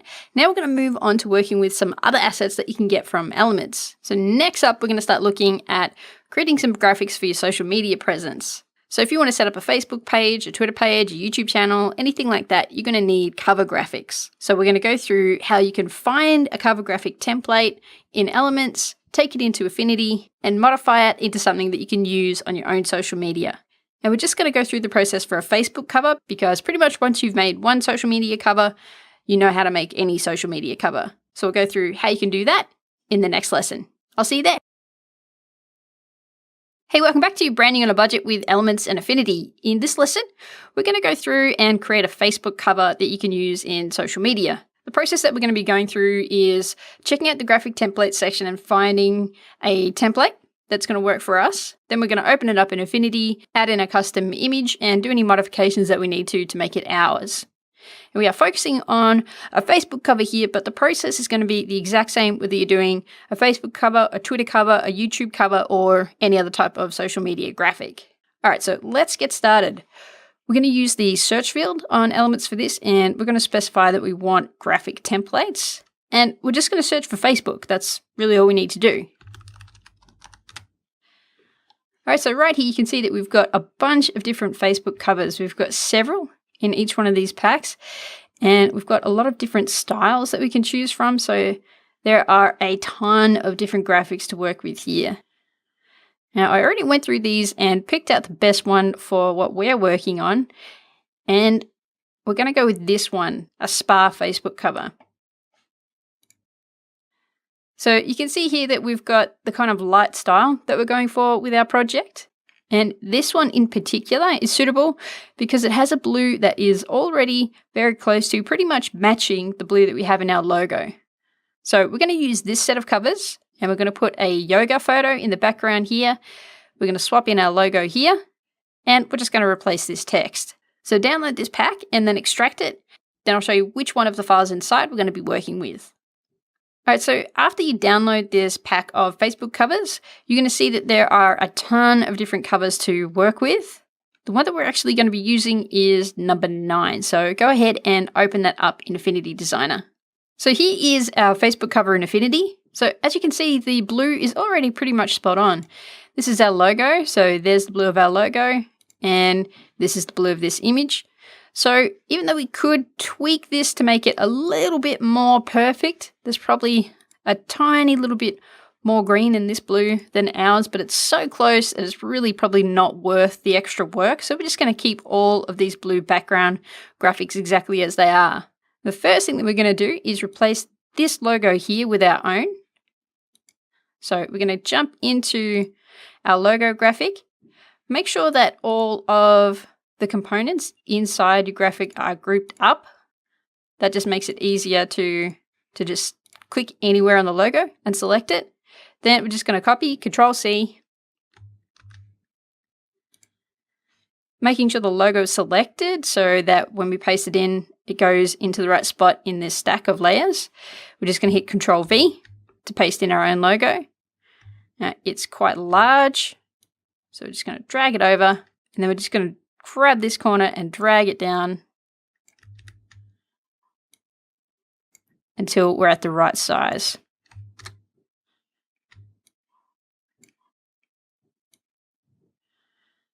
So to make it a little clearer, before we keep trying to get the size just right, we're going to go into our group here, select all of these layers by clicking this layer, then holding Shift, and then clicking the bottom layer. And then we're just going to double click this circle here, drag this slider up into the corner so that we get white, and then we can close that down. And now our logo is all white. And we can keep on, and we'll go up and select the group again. And we'll keep on shrinking it down until we get the right size. I think now we can probably hide this logo to get it out of the way. So we'll just uncheck the box for that layer. And we'll just keep going until it fits in nicely. There we go. So now that looks pretty good. The next thing that we're going to do is replace this text here. You've already seen how the text works in Affinity Designer, so there's really not much to this. All we're going to do is click to select this group of objects, double click to get inside it, and then we're going to double click again to get further inside that. We're doing that so that we can turn off each one of these individual elements as we replace it. So we're just going to grab the artistic text tool again, and we'll just click somewhere near the heading that's already there so we have a reference. Now we're just going to type out a heading that we want to have appear on our Facebook graphic. So let's say we're going to offer a free yoga lesson. So we'll say free yoga lesson. Now we want to change up the font and the font size. So I'm just going to choose the Move tool to take us outside of the editing mode for that text. Now up here, we're going to choose our XO2 font that we've been using on our headings for everything so far. We'll change it to black. We might need to reduce the thickness of that once we get it up large enough. Yeah, that's probably a little too bold. Let's try extra bold. Probably still a bit too thick. There we go. I think just normal bold weight works for that. So now let's hide the heading that's already there. Move this one down into place. And you can actually just use your directional keys on your keyboard to nudge any object into the correct location. You'll also notice that we have these guides here. This is just a reference to help you position things in a document. But if you want to get them out of the way, if it's making it hard for you to see what you're doing, then just hold down Control and hit the semicolon key. All right, so I'm just going to nudge this down one more, a little bit. All right, now that looks about right. Next up, you saw I accidentally selected one of the shapes in the background here. To make sure that can't happen, we're going to select this shading group and lock it. So now we're just going to go back into this group. And the next thing we want to replace is this text here. I'm actually just going to hide that right away because this time we're going to use the frame text tool. Now you might remember that I mentioned earlier, the frame text tool is good for when you want to draw out paragraphs. What it lets you do is draw out a box and make sure that any text that's typed is constrained inside that box. So we're just going to draw out a box right here. And now we can type in some new text. So we'll actually first switch over to our Trebuchet MS font that we've been using for regular text. And we'll say, come in and get a free yoga class on us. Learn how yoga can work for you. Now we'll grab the move tool again so we can change this color to white. So double click on the color, drag up into the corner. And now we've got our text there. So you can pretty much see what the process here is. It's going to be the same thing to replace the domain here, the phone number, and the address. So I'm just going to go through and do that quickly. So given that you already know what the process is for adding in your own text here, I'm just going to speed up the next little bit so that you don't get bored watching this happen. All right, so there we go. There's our fresh text. There are a couple of little things that I do want to show you about working with this text here. One is what happens if you have written all your text in small letters here, for example, and you actually decide that you want them to be all in capital letters. You could go in there and retype everything, or you could select your text and then you could hit this character button up here to open up the character tab. And then down the bottom here, you have a bunch of different modifiers that you can apply to your script. And one of them is all caps. So you can hit that button. And now your text is in all caps. So got that all good to go. And we'll just position it. The other thing that you might experience is these red squiggly spell check lines that can be very irritating if you're just trying to get a good look at your text. So if you have this and you know that you're spelling a word correctly, you can double click to get inside that text into edit mode, then right click on the word and then just hit ignore spelling. And then the red squiggly line will go away and you can see your work clearly again. Right, so this is already just about good to go. All we need to do is add in a background image. All right, so here we are in Envato Elements and we're going to search in the photos section for a background image that suits our Facebook cover. And you can see here what the demo of this looks like. What we're going to need is something with a prominent part of the image over on the right that's also going to have a kind of a layout or a composition to the image that's going to let us also fill up this section. So we're going to have to look pretty carefully at the photos that we choose. So we're just going to go into the photo section again. And we'll search for yoga once more.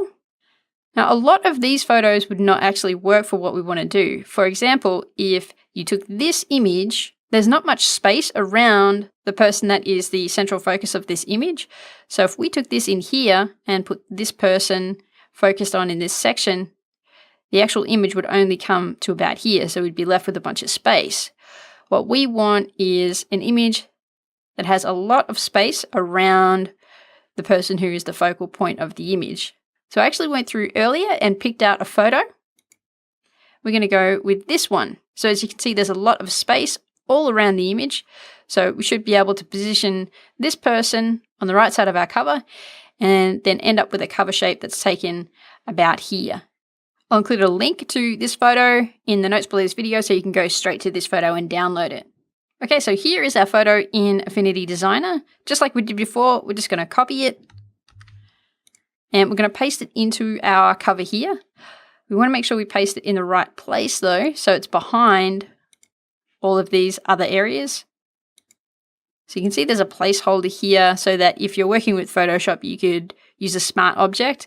We're not working with Photoshop, so we're going to take a different approach. We're just going to select this layer, because with that layer selected, when we paste, our image is going to go above this layer. So we're just going to paste in. So now we can see part of our image, so we know we've pasted it in the right spot. And I'm going to show you another way to resize an image and make sure that it sits flush on the document. Instead of scrolling all the way out, we're going to look up how wide our document is in Setup. So we can see here it's 851 pixels wide. So now we're going to select that image again. We're going to go over to our transform panel, and we're going to manually enter the width that we want into this field here and resize that way. But we also want the height to be resized proportionally. So we're going to click this little button here, which locks in the aspect ratio. So now if we go into the width field and we just punch in 851 and hit enter, now that's resized our image for us, and we can start moving it into position.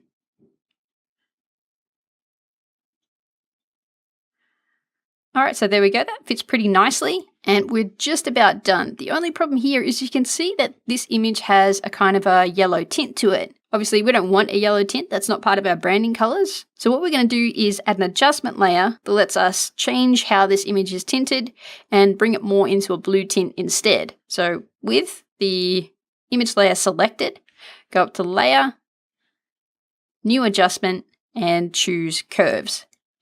Now this is a really cool tool that you can use to individually modify the levels of red, green, or blue in any image. First, make sure that you have RGB selected here. And now in this drop down, change it from master over to red. And this lets us directly modify the amount of red that there is in this image. So now we're just going to put our mouse on this line here and just drag it down. And you can see that as I do that, there's a clear modification in the color of the image. So we want to keep it relatively subtle. And we want this to have a blue tint. So now we'll switch into the blue channel. Do the same thing again and just increase the amount of blue. So you can play around with that to make it more perfect. But already that's brought that into line with the coloring of our Facebook graphic. So now that is all good to go. And as I said, you can do the exact same process for any social media graphic. You just jump into Elements, search in the graphic template section for Facebook or Twitter or whatever else you want to create a graphic for, and then just open it up in Affinity and replace the elements with your own. So between the work that we did on our website and covering how to make social media graphics, we've got the digital portion of our online presence pretty much squared away. Now we're going to go through and create some print material. We're going to be creating two things for print. We're going to be doing a business card, and we're also going to be doing a promotional flyer. So in the next lesson, I'm going to take you through grabbing another template from Elements and reworking it to create your own business card. And we're going to touch on a couple of things that you need to know to make sure that your graphics are ready for print. Web graphics and print graphics do differ. So make sure that when you're done with that business card creation process, they're going to come out beautifully when they're put to print. So I'll see you in the next lesson. Hey, welcome back to Branding on a Budget with Elements and Affinity. So far, we've already put together everything we need for a digital present for our project, for our imaginary yoga gym, YogaWorks. Now we're going to do a couple of print pieces. We're going to do a business card in this lesson, and in the next lesson, we're going to do a flyer. The process is pretty similar to what you've been doing so far. What we're going to do is, once again, go into the graphic templates, and we're just going to search for a fitness business card. All right, so we've got a bunch here to choose from, and it's just a question of which one is going to be the best fit for our logo and for our colors. And as with the other things, I've already spent some time going through these cards. Definitely when you're doing something like this, grab a few samples and see which one you really like the best when you look closely at it. And for our purposes, I chose this card. I've gone with this one because we have our pretty strong two-color logo. This is going to let us put the blue on the front here. We'll be able to put a white version of our logo here. And we'll be able to get both our blue and our green on the back of the business card with this side. So grab yourself a copy of this template, and then we're going to go ahead and edit it. So this is the business card extracted. If you go into this main file folder, then into main, and we're going to use the EPS. And then you can grab both of these and open them up with Affinity Designer. By the way, there's a little typo on here. This says font. Obviously, it's supposed to be front, and this is the back side of the card. All right, so here's our business card. This is the back side, and this is the front side. we're going to change up this one first. There's just one little irregularity here. You can actually see a little white coming down the side of this image. So we're just going to drag this shape out so that it's flush with the end there. We don't get any white gaps coming through. Now we'll go back to our logo and we're going to sample out our blue color. Go back in here. We'll just select this background here. And there we go. It's blue just like that. Now this is fairly straightforward. There's not a lot we really need to do here. We're actually just going to grab all of this stuff and hide it. We don't really need it all that much. Get our logo. And we're just going to do what we did before already. This is much like we did with our Facebook cover. We're just going to grab everything in here, turn it white, double click, drag up into the corner. With our group selected, we'll shrink it down to the right size.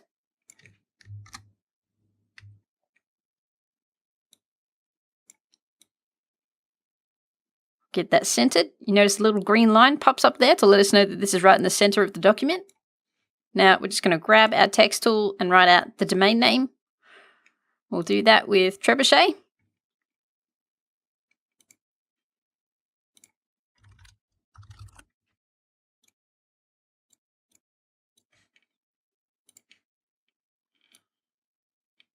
Just position that a little lower. And then we might also actually put a tagline here because there's a bit of space that's looking a little empty. And we'll just say, we make yoga work for you.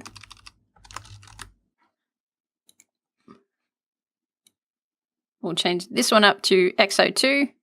Get both of our fonts in here. And now I'm just going to balance out the sizing of the elements that we've got here. Make this a little bigger. This a little smaller. And now I'm going to align everything vertically by holding down Shift and clicking to select all of these things. And then along the top here, you can see we've got this aligned center. So now everything's aligned with everything else. And if we drag it onto the center, now it's aligned with the rest of the card as well. Now we're just going to move this down a little further. All right, so it's that simple. That side of the business card is ready to go.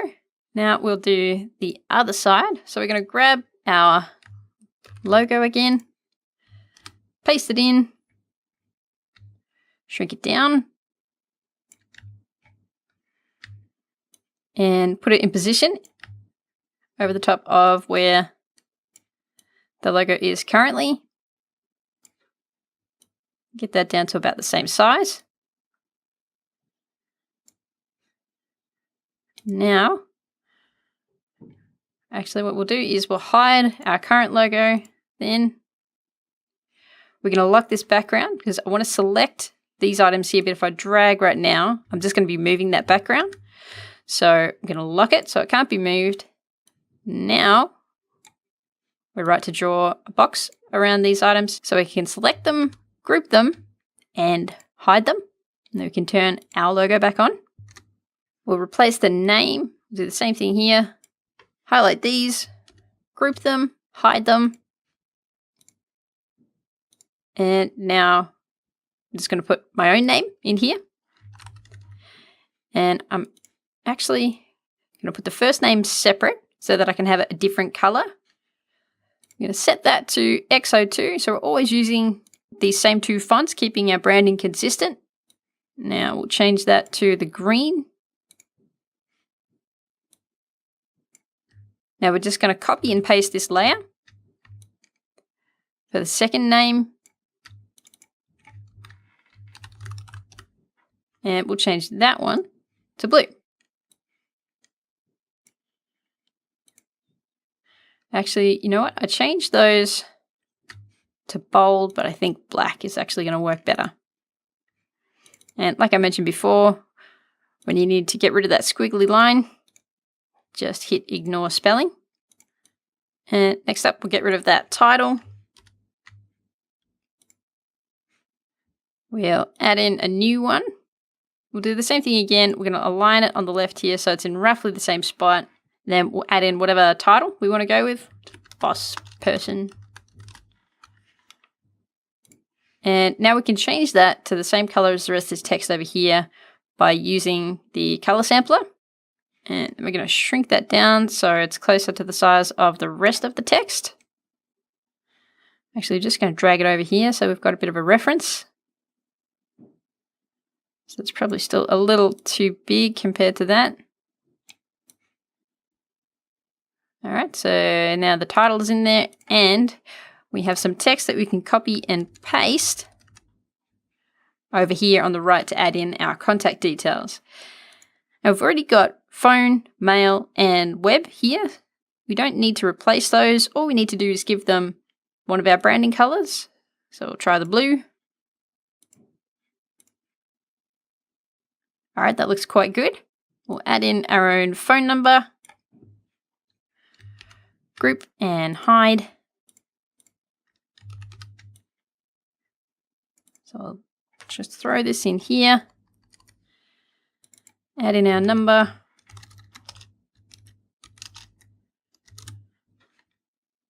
That can actually probably still be a little bit smaller. By the way, if you want to zoom in easily, just hold down the control key and then scroll with your mouse wheel. And control 0 to bring it back out to fit the window. All right, that's looking pretty good. And now we're just going to do the same thing for the mail.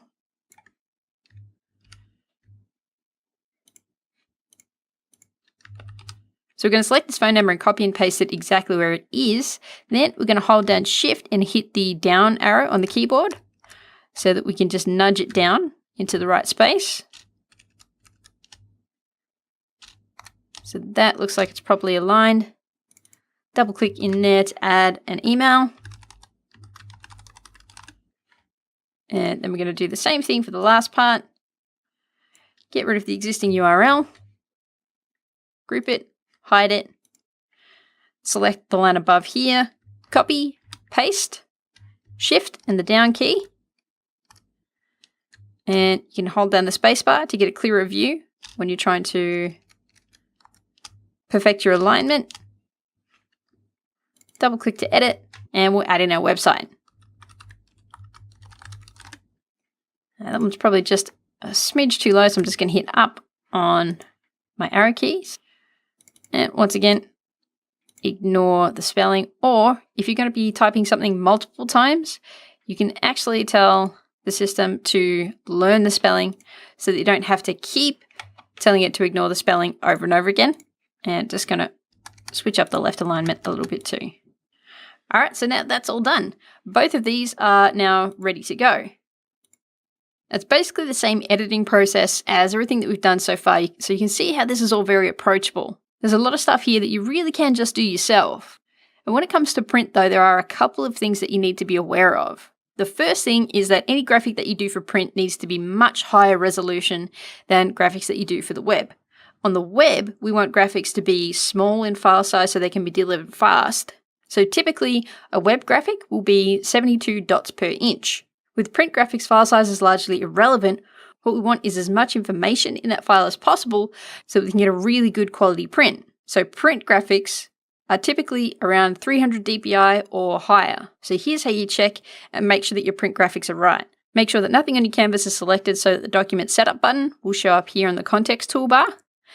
And then here, you can check on your DPI. And this is already set to 300 DPI because this template is designed for print. But if you're doing something yourself from scratch, just jump in here and make sure that you do set that DPI to 300. The next thing you have to be aware of is that color in print is different to color on the web. And this is because of the way that light works differently with either of these things.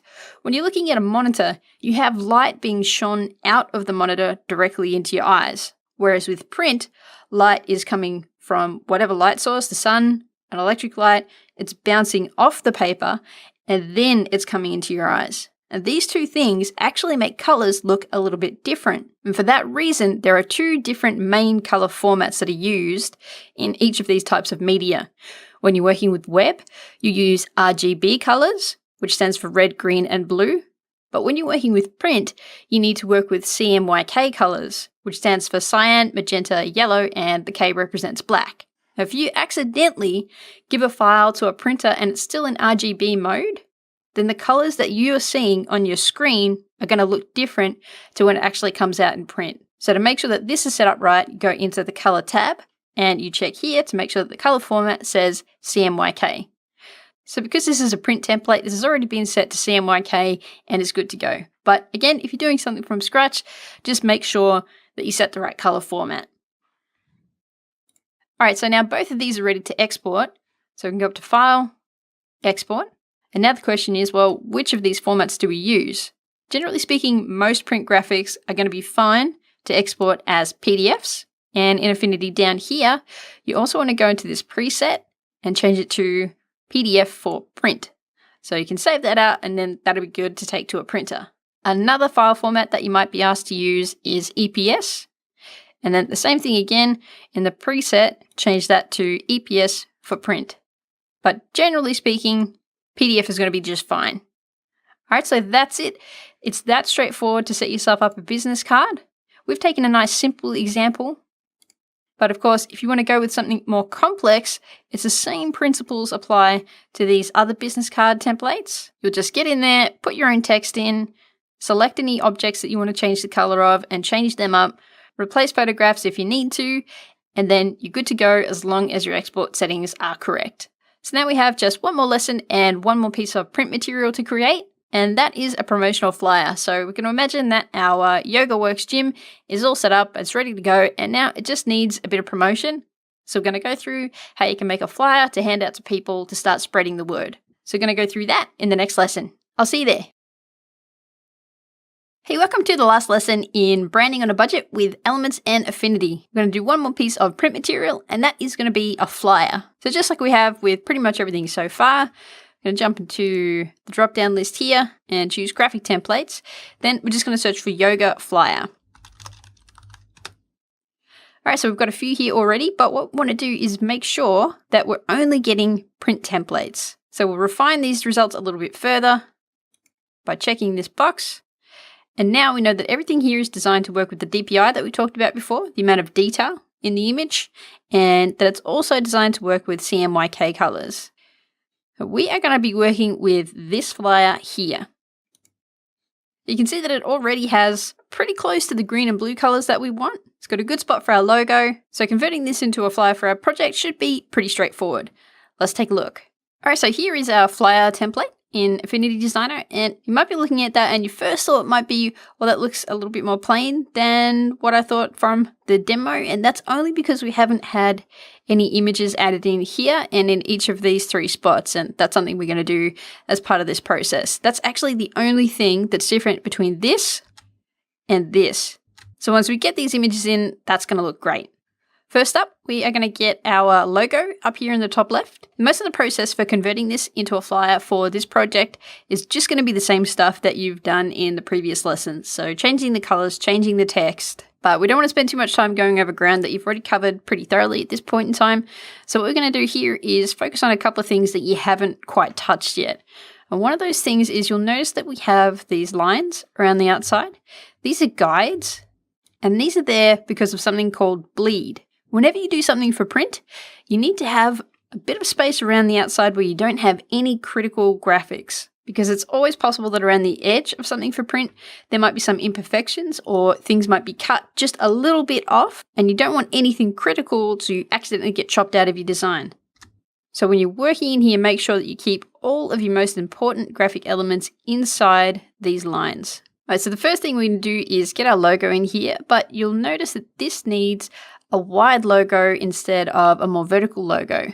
So going back to our logo templates again, the version of the logo that we've been using so far is this one, but you'll remember that we also had a horizontal version that I said that you'd be able to modify using the same process that we did with this logo. So I've gone ahead and done that. So we can use this logo and fit it in up here. Now in this case, I've also added a slogan. And that one, just for your information, is XO2 with a bold weight. In the case of this logo, we were planning to use it for web, and I said at the time that if we had a slogan down here or a tagline, it would be too small to really be visible in the top of our website. But the same thing doesn't apply here because this is going to be printed out on a piece of paper, and that should make it large enough that this is going to be readable. So we're going to grab this logo, copy it. Before we paste it in, you might also notice that over in the layers here, we've got two different colored versions of our flyer. If we uncheck the first one, this one already has pretty close to the color scheme that we're using. So if you really push for time and you find a flyer like this or a template like this that already has pretty close to your colors, then that can be really helpful. In a pinch, you might just need to go ahead and use it exactly as it is. We are going to make some changes though. So first up, I'm just going to double click until I drill down and I see that this logo is selected. I'm just going to hold down Control and scroll in to get a better centering on that logo. Now I'm going to paste in ours. And we're going to resize it until it fits nicely over the top of this logo. So just about there. I think we might make it so the words are about the same height. So there's our new logo, and we can turn off the old one. And again, we're making sure that we don't place it outside these bleed lines here. So now we've got our logo in. And the next thing to do at this stage would be to change up the text. So we've got a web address up here and a bit of text down here.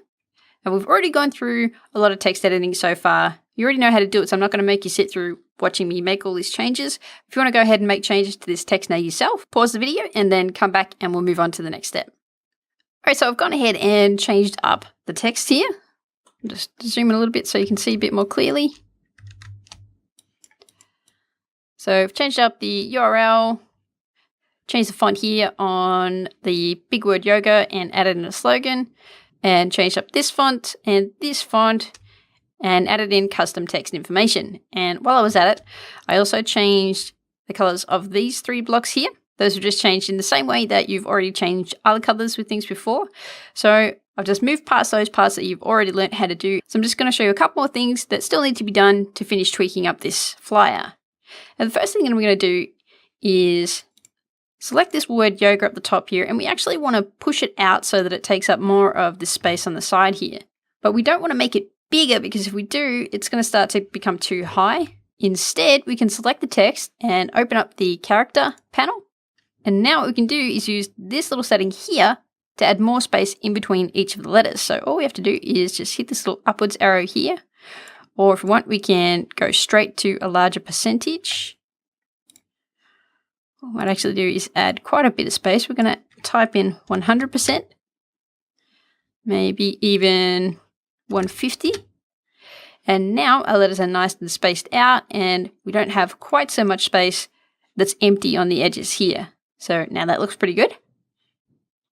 And I'm going to do the same thing here so that I can make these little lines light up with the gaps here. So I'm going to select the text, just double clicking to drill down until I get this selected, hit the character panel again, and we're just going to do the same thing. Just going to find the right percentage to get those lining up. Maybe 60%, a little more, 70%. Just a smidge more, 72%, and that looks about right. Just tweak the alignment there a little bit. That's not quite perfect, but you see how the tool works, so you can jump in and make that more perfectly aligned. And there are a couple more things that I haven't changed the color on. This QR code here and these squares here. And that's because I want to show you how effects work in Affinity Designer. So if I select this little rounded diamond, you'll see that there's this FX icon showing up here. Wherever you see this, this means there's some active effects on this layer, and you can edit them by pressing this button. And this shows us that there's currently an outline, and it's of this green color here. Obviously, we don't want any other green color. We want our own green color. So I'm just going to click that color selector, use the color picker, and just drag it to somewhere that we're using our green. And then click the color selector to push that in. And now that's the correct green for our branding. We can also do the same thing with this little diamond. Same thing. It has FX active. We open them up. Open up this color picker. And we want our branding blue. So there we go. Now that one is right. And this square here has the same thing. It also has an outline. So we'll do the same thing again. Open up the effects and select the color that we really want to be using. And now that's all good to go. I won't bother changing up this QR code because there's no point really in trying to edit a QR code that you're not going to be working with. All right, so now we've got all our font and all our colors in. The only thing that we need is to put some images in here. So I'm going to show you how to make sure that your images only show through these allocated gray spaces here. So first up, we're going to use this image up in the main section at the top. So we're going to copy that. Now we're going to keep double clicking until we have this gray shape selected here. So there we have it here. We expand that. You can see in here it says paste your image. So we're going to do that. We're going to paste it in. And as you can see right now, it just fills up the whole flyer, but we only want it to show in this allocated gray space here.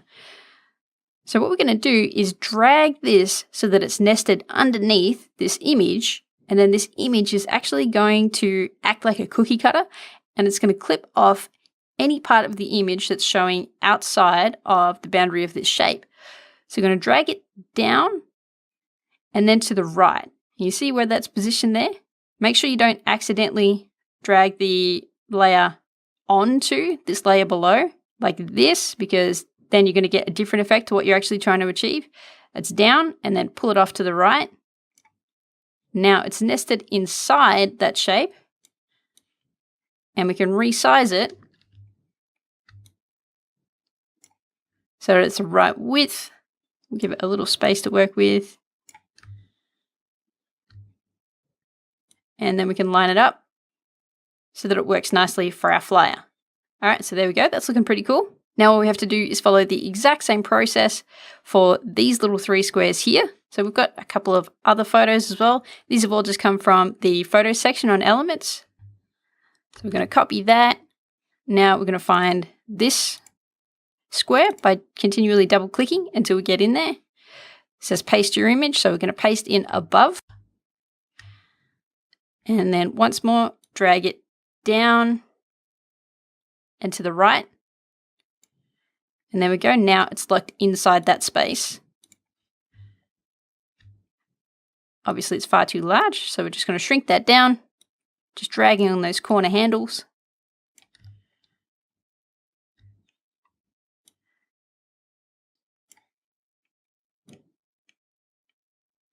Until it snugly fits in this allocated area. Now I'm just going to go ahead and do the same thing for the next 2 spaces. It's the exact same process. All right, and there we go. So now we've got all 3 of those images in, and that actually completes our flyer. So this is all ready for print, and you can see that it now looks quite different to the original flyer template, but it saved us all the effort of having to go through the design process ourselves. All we need to do is just come in and replace everything with content that works for our branding and for our message. Now this is totally print ready, so if we check in document setup, we can see that we have 300 DPI and we're working with CMYK color. So from here you just need to export, like we talked about in the last lesson, and then your flyers are ready to go to print. And that also wraps up the last lesson of our course. So we've gone through and we've created everything that we need, all the essentials that you need for a brand new business, for its web presence, and also for some promotional print material. So we just have one more video to get into, the final video of the course. We're just going to have a quick recap of what we've gone over, and I'll put you onto some other resources that will help you out in future. So I hope you'll join me in the final video. I'll see you there. Hey, welcome to the final video in Branding on a Budget with Elements and Affinity. So we've gone through and we've started from scratch and we've created everything that you need for a brand new business. We got a logo together, we gave it custom branding colors and fonts, we created a website, we applied the colors and fonts that we chose for our branding to that website, and then we added in all our own images and content. We put together a Facebook cover, and in the process, we learned how you can edit graphics like that to create social media covers using Elements templates as a base for any type of social media, Twitter, YouTube, whatever you need. And then we also learned how to create print graphics, making sure that they're the right DPI, making sure they're the right color profile, and we put together a business card and a promotional flyer that are all ready to go to print. So that shows you what you can do with stuff that you've taken from Elements combined with Affinity Designer without having a whole lot of experience to get you started.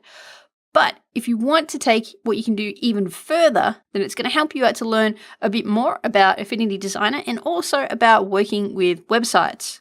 So if you want to do that, we also have a course called Affinity Designer Quick Start that will take you through absolutely everything about working with Affinity Designer, all the tools, how to work with color, absolutely everything that you need to know to get across all the important tools in Affinity Designer. And we also have a series of courses called Start Here. So they'll take you through how to work with HTML. And they'll also take you through how to control the way that websites look through learning CSS typography, CSS layout, and CSS colors and backgrounds. So by the time you've done those courses, you'll be really well positioned to take any template that you like of Envato Elements and customize it as you need it. So I hope you really enjoyed this course and that you saw just how much you can do when you've got some great templates and great graphics to work with and a low-cost program like Affinity Designer. So as we mentioned earlier on in the course, you can get all of these graphics done and a website, everything that we've been through, on a budget of under $80. That's a figure that you're going to be really hard pressed to beat in any other way. So thanks so much for taking this course, and I will see you in the next one.